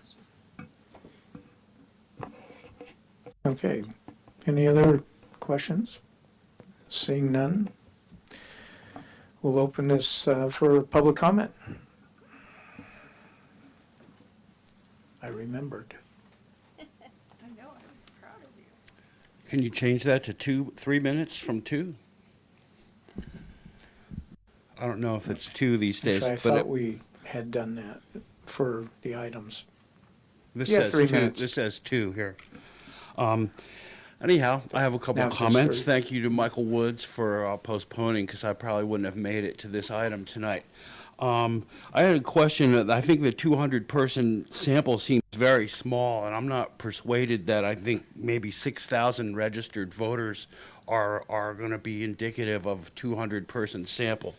So, and then also the gray areas seem to be counted into the majority. So it didn't seem to me like that was definitely a knockout study of what people think. I would like to ask that before you decide, you could take one more crack at filling the gaps here and not decide tonight, come back at another meeting. And I have a couple suggestions for that. One is that police and fire could voluntarily decide to scale back their costs, and like everyone else who has to tighten their belts, they could tighten their belts as well to help support overall city functions. Planning is an extremely small percent of the city budget, and that's where housing is. And so I think that, the city has to kind of weigh in on what it says is one of the top issues of the city council, which is housing. Let's see. For the Tourism Improvement District, I don't think the city should allow the TID to decide what the new fees would be. I think the city needs to grab a portion of that TID and put that money, maybe 30% into the Affordable Housing Fund, so that the tourism hospitality industry can support the sustainability of the workforce here. We like to talk about sustainable tourism. That's the perfect way, is have the TID put in 25 or 30% of what they get into the housing fund for the people who work in the tourism industry. I don't think it's fair. In the SDC movie, one of the big points was that it's not fair that that 3 supervisors are deciding the fate of people at SDC when people in Sonoma Valley don't vote for them. So in a way, it's not fair that 5,000 or 6,000 registered voters here decide a tax for 35,000 people in Sonoma Valley. So maybe there's a way that Lower Sonoma Valley can vote on this whole tax. So I think if it does end up to be cuts, that the city could consider cutting police and fire to maintain them at 50% of the budget capped. And overall, inflation is killing people for rent, food, housing, energy. And so if you're going to manipulate the 10.25% cap to raise that cap, you're just squeezing people too much. So those are some of my general comments. I think I've run out of time here. All right, thank you. Mr. Page. Good evening. Steve Page. I live in unincorporated Sonoma. And just to make it clear from the start, I fully understand the gap, fully support the sales tax. My comments are focused on the narrative that frames the public debate that's going to determine whether this is successful. And I would guess that the majority of the local citizens who are going to pay this tax, when they fill their tanks, when they dine out, when they shop on the plaza, live outside the city limits and aren't going to vote on this measure. That doesn't mean that they will be shy about their opinions, because those who live outside the city, evidence that I'm here tonight, are pretty good about sharing. So for the entire valley, where's the value proposition? And not just for those who will vote, whose votes will determine the outcome. And I'm not going to take, in 3 minutes, lay out a whole strategy, but I will go to one area of personal concern and one that I think is going to resonate in the valley beyond just the city limits, and that's parks and recreation. As you're aware, Karen Collins and I were asked by the City Council to chair a task force that would recommend a coherent model for the valley's wide variety of recreation programs and park facilities, and I'm speaking for both myself and Karen, who is herself off gallivanting in exotic places. Although our work did not come to a satisfactory conclusion, we did, and by we I principally mean your wonderful staff person, Sarah Tracy, produced a web-based database which provides a single source gateway to all of the recreational offerings in our community. And that database exists for anyone to explore, but it has never been properly vetted among potential users or service providers, nor promoted as a tool for local citizens to take advantage of. I'd also point out the city receives hundreds of thousands of dollars each year from the countywide Measure M tax, which is intended for use supporting local park and recreation resources. In Sonoma's case, these funds are allocated through the Public Works Department, and this is no disrespect to our good friends at Public Works, who oversee the city's Parks, Recreation, and Open Space Commission, rather than someone on the staff, on the city staff, whose core mission is to develop and maintain an overall strategic approach to the valley's park and recreation needs. So our recommendation, and it's mentioned in the material and in the ballot language, I believe, but that the city makes an explicit commitment to creating a Parks and Recreation Department, so that you've got an individual and a department that can fulfill the needs, provide a visible example to the citizens of the valley, individuals, parents, seniors, families, that the city is prepared to invest in an area that is so central to their quality of life. Thank you. All right, thank you. Anyone else? Seeing none, I'll bring it back to the council.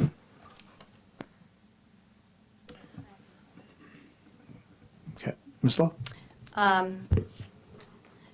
Well, I am in favor of this, and I'm very encouraged by the results. I want to associate my remarks with what Mr. Page had to say and agree wholeheartedly.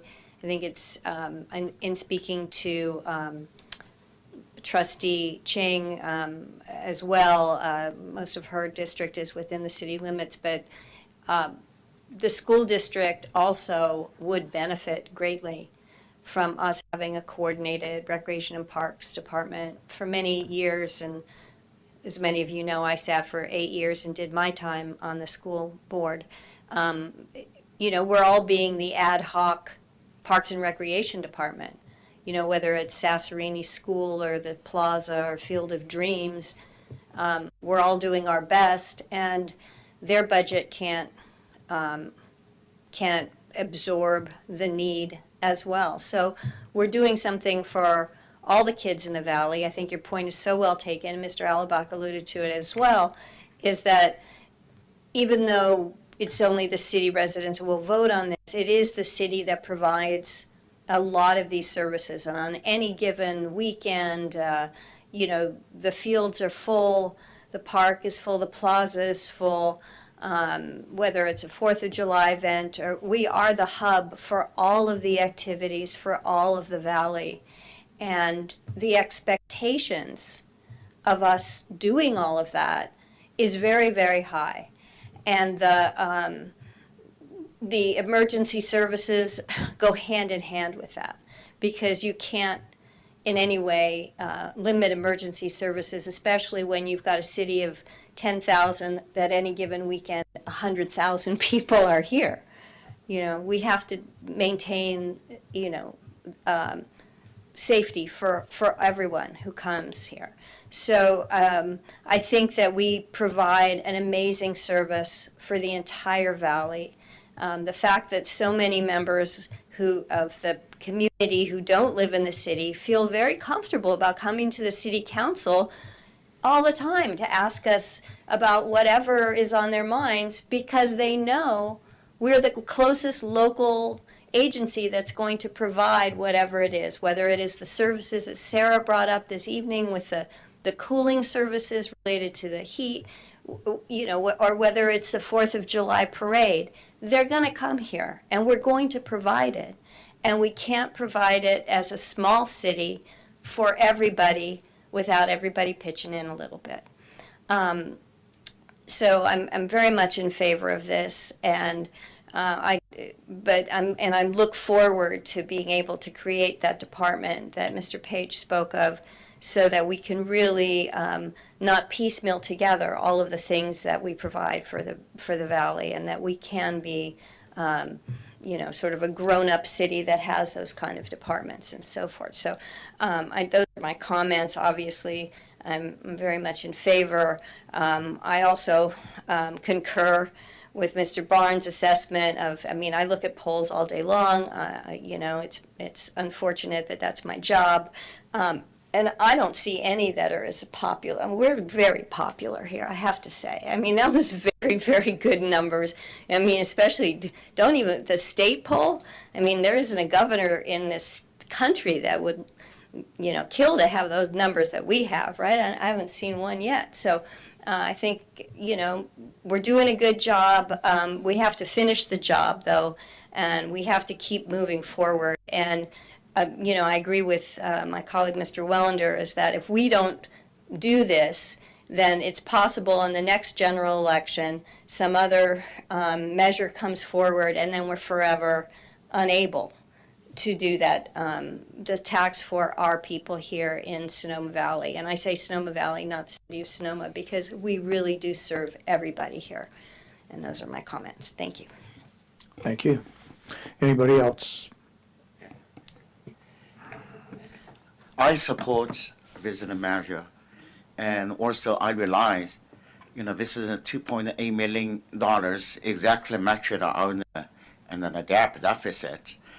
And also I'm thinking, this 0.5% almost in the last bullet based on and the cap required by the state. So in the future, we will not have a lot of the chance to increase and find additional in the income through the sales tax. So what I want to, address is, we really should make full use of each dollar that is our the taxpayers' dollar. How to, improve our management, increase efficiency, effective, and really each taxpayer pay the money we are using on the right place. That is my hope. Yeah, thank you. Ms. Farrar-Rivas. Thank you. So one of the things as I look at this, I think that there's really a pretty thin delta between what our structural deficit is going forward and what this would produce. So, and I support this, but supporting this, just to be clear, does not mean that we're not looking at other revenue measures, that we're not looking at other ways. Well, how are we reducing costs? Where can we, there's what work can we do with PERS in regards to, so there's everything that's adding to our budget. We need to be looking at how are we looking to mitigate those additions so that we actually have a sustainable budget, and especially how are we looking at potential new revenues.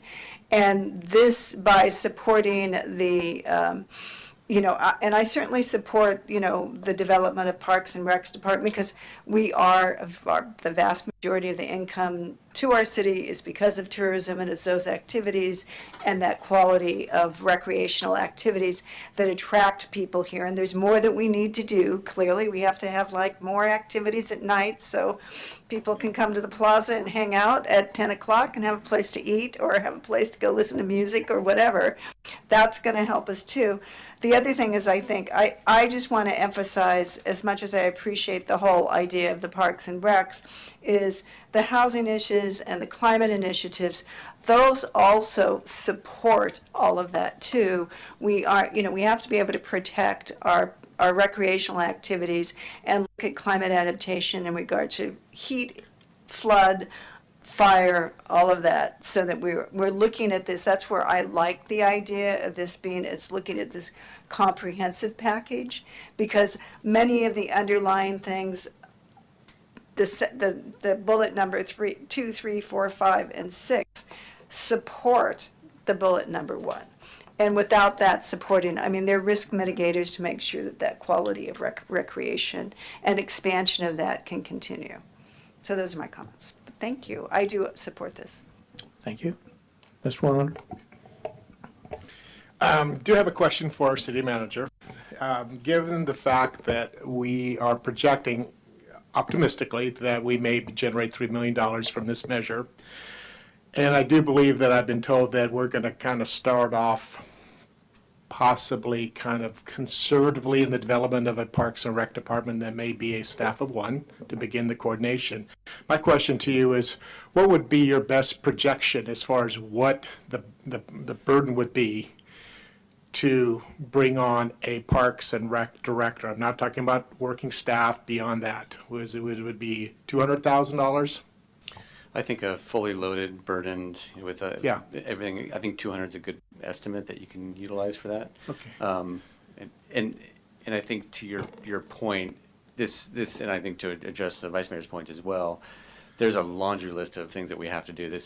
We can't solve this budget deficit with this one item. This is one of many items that we have to address, and so addressing all these other pieces, the PERS, the cost-cutting, reductions, fees, getting the cemeteries off the general fund, all these different things that we have going on, we have to address. And so to your point, the cemetery manager was one of those positions we talked about early on that was an investment. Mm-hmm. How do we bring that position on board to try to address this and start that process? So the Parks and Rec would be very similar to that, is how do we bring that person on to start to bring these things together and really provide that service that people are expecting in a more cost-effective way. Great. Then to that, I do fully support this tax measure, and I would like to at least recommend that I believe if that's truly the nut for bringing on one individual for the Parks and Rec, I'd like to make it an explicit statement in the description of what this measure is going to bring, because I know that's the sentiment of many in this community. And the other reason I say that is that I have been, on occasion, resistant to supporting annexation of the valley, but I've been a tremendously vocal person on the idea of unification. And I think the idea, as has been shared by others up front, that if we can get a more effective way to organize and offer up recreational opportunities, that's a really positive unification measure, or a step that I think would be that would serve us well. So unless there's some sort of legal restriction, I would think that we should feel reasonably comfortable enough committing a chunk to I shouldn't say a chunk. If it's $3 million, it's $200,000. That's a percentage, just a relatively small percentage, and tell our community we are committed to doing this. Well, thank you. Everybody has offered up a number of comments, which I totally agree with. And, I've talked to a number of young families, young children who moved to Sonoma, particularly around COVID. They moved up here. They work from home. And what I see oftentimes is there's an expectation that the city of Sonoma provides the same services that every other city they happen to be experienced with, such as parks and recs, as an example. And generally always astonished when they find out that that doesn't exist here and that we use a woven together organization of nonprofits that fits the bill. And I can remember 30 years ago, when I came from another municipality with a parks department, I was impressed that they were able to achieve what they did with the nonprofits. But I think we've outgrown the capacity of the nonprofits, quite frankly. And so, and that's just one element of this, how we decide to budget any additional funds. And first we have to pass the initiative. And I'm not sure that's going to be a real easy objective. So I thank people like Steve Page for stepping up and being involved and having ideas. And it's important. This is a community need, and the community needs to support it, and we hopefully will be able to figure out how to make that happen. So having said that, I see a button over here. Yeah, I just want to respond to Ron's comments. So for me, one of the things when I think about, first of all, I don't know how that would play in regards to the voters. I think that there are many that, yes, would like to see that, but I think sometimes that in the language, I don't know where that would show up, that this is actually going to a staff position at this point. I don't think that that's necessarily the best decision. I think the other thing about it, is that I really feel that that's in the realm of the responsibility of our city manager, that hiring those positions and when to hire them and who to hire and the positions that we have within City Hall are the responsibility of our city manager. And I think that this sending that direction and that message, that we're very clear that this is of great importance, because I think the other thing that position could do, as was mentioned by Councilwoman Lowe, is what it could do in supporting some of the activities that are now the responsibility of the school district. And so I think that to me it is very important. I just don't think it's something that we necessarily need to have as specific language. I mean, this is a general purpose tax, and if you put something in there that specific, you're earmarking it. And you asked if there was a legal thing, and I'm not here as your counselor, but I would say you're really in a difficult area with that.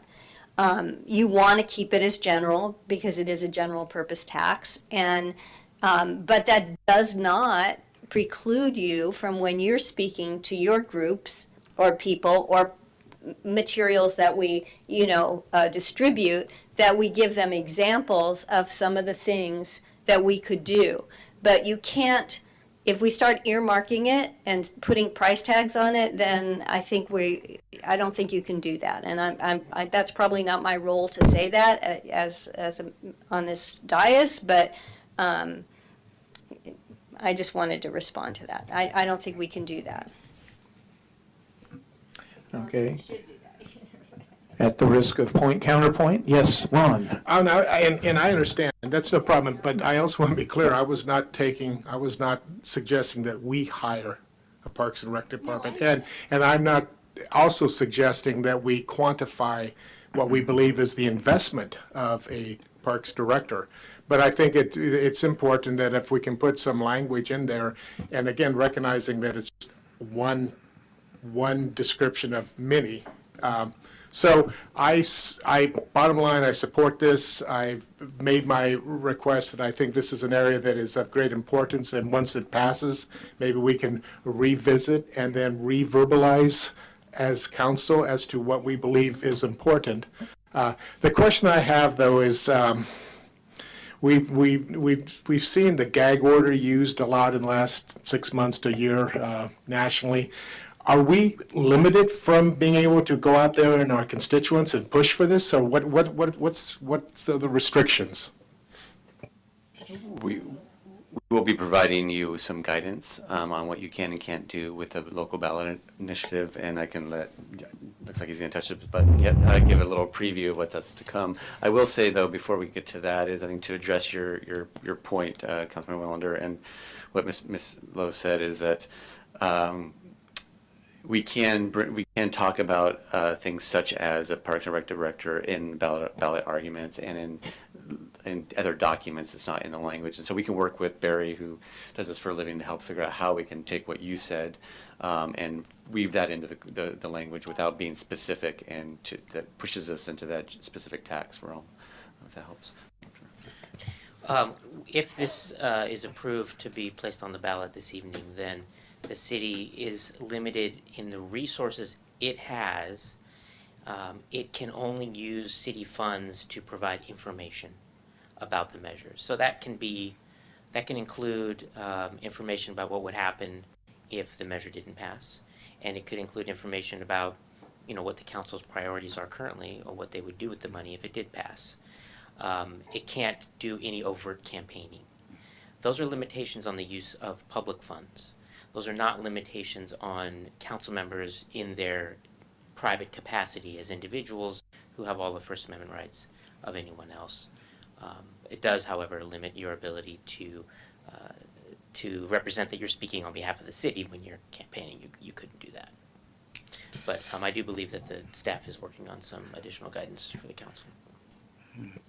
I believe that is also education, information accessible, also important for residents and the voters. And because I believe in polling the numbers, that is very good, give us some confidence. However, this is sampling number just 200. So I believe, maybe out in the city, need a partnership with the community, and have some seminar and flyers. Is it possible in the flyer, no campaign or measure? Yeah. So if this does pass, what I would be proposing to do is ensure that the information is out to the public in a factual way. So I would be on the speaking circuit to any group that would listen to, here's the facts, here's what the tax is, here's what it's not, here's what the council goals are, here's what we've talked about. And we also would potentially look at a mailer with the facts on it. A lot of cities do that. And then we also have a website that would have all the information on it. So Measure V, if you remember that did have a dedicated website on the city's page that had all the information about what it is, what it isn't, the facts. So that would be our job, to get the facts out and do a educational campaign, but not to, campaign it, overtly campaign, but just to make sure people understood what it is. Yeah, have we already the budget for these kind of the measure and the preparation? I've been looking at the budget. We did have some set aside for a small flyer. Potentially we could do postcards. One option is to do a postcard with very simple, basic information that links to the website, so people can go to more information, and then we can keep that up to date. Multiple mailers are get expensive, so we would need to look at what that would cost if we want to do anything more than one. Good. I hope the percentage will be in the past and will be higher. If not higher, that means our community can share a lot of the comments. That is showing our united in the community. Thank you. Okay, any other? I just had a question. Did I hear that one strategic plan might be to get some residents to actually get out and aggressively push for it? Can we lobby to find people that are willing, or is that illegal? You cannot use city funds No. for that purpose, but you as an individual can identify a community group that's interested in this and would like to push for it, and such as community groups that are out there that find this would be of value to the community. That's very common in communities for these type of measures. Okay. Anything else? Mr. Mayor, if I just Yes, so you that may. the council is aware, we do need these adopted by a 4/5 vote of the council. Okay, thank you. All right. Well, okay. So we have three items that we need to address. Number one is to adopt a resolution calling for the holding of the general municipal election to be held on Tuesday, November the 5th, 2024, for the submission to the voters a question relating to a transactions and use tax, and requesting the Board of Supervisors of the County of Sonoma to consolidate a general municipal election to be held on November 5th, 2024, with statewide general election to be held on the date pursuant to Section 10403 of the Elections Code, and direct city staff to carry out related actions. I would like to move to approve, as you just stated. Second. You're welcome for reading that. And so we have a motion and a second. Roll call. Vice Mayor Farrar-Rivas, Aye. Councilmember Wellander, With enthusiasm. Councilmember Dean, Aye. Councilmember Lowe, Aye. Mayor Gurney. Yes. Thank you. The motion carries unanimously. Item number 2 is to designate 2 city council members to author the argument in favor of the measure and authorize them to file a rebuttal to any timely filed argument against the measure. Mr. Mayor, may I make a comment on this before we? Yes, you may. So, key word here is author. It doesn't mean that we're asking them to actually write it. So, these would be 2 agreeable people to sign the arguments, and Barry and team would, working with our attorneys, would write those arguments. So I just want to clarify that, so everybody's going like, when's my term paper due? No, you don't have to really write it. So, with that, I'd like to make a motion that the mayor and the vice mayor be the signatories on this measure. Okay, there's a motion. Is there a second? I think that's an excellent idea. All right. We have a motion and a second. And roll call. Vice Mayor Farrar-Rivas, Aye. Councilmember Wellander, Yes. Councilmember Dean, Aye. Councilmember Lowe, Aye. Mayor Gurney. The dog ate my homework. Yes. The motion carries unanimously. So item number 3 is to introduce an ordinance amending Sonoma Municipal Code, Chapter 3.12, governing the city's transactions and use tax, subject to approval by the voters of a 1/2 cent general transitions and use tax. Do I have a motion? So moved. A second? Second. Roll call. Vice Mayor Farrar-Rivas, Aye. Councilmember Wellander, Yes.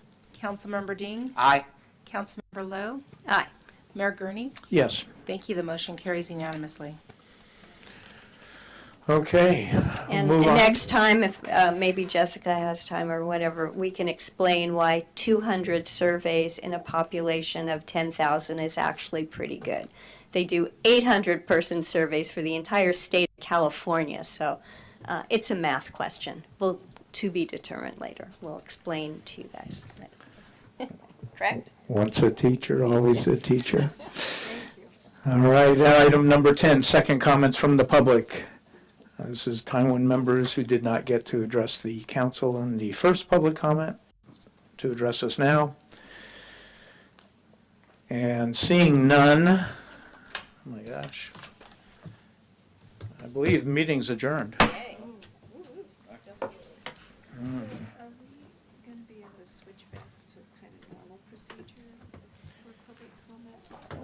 We'll talk about it. They're idiot.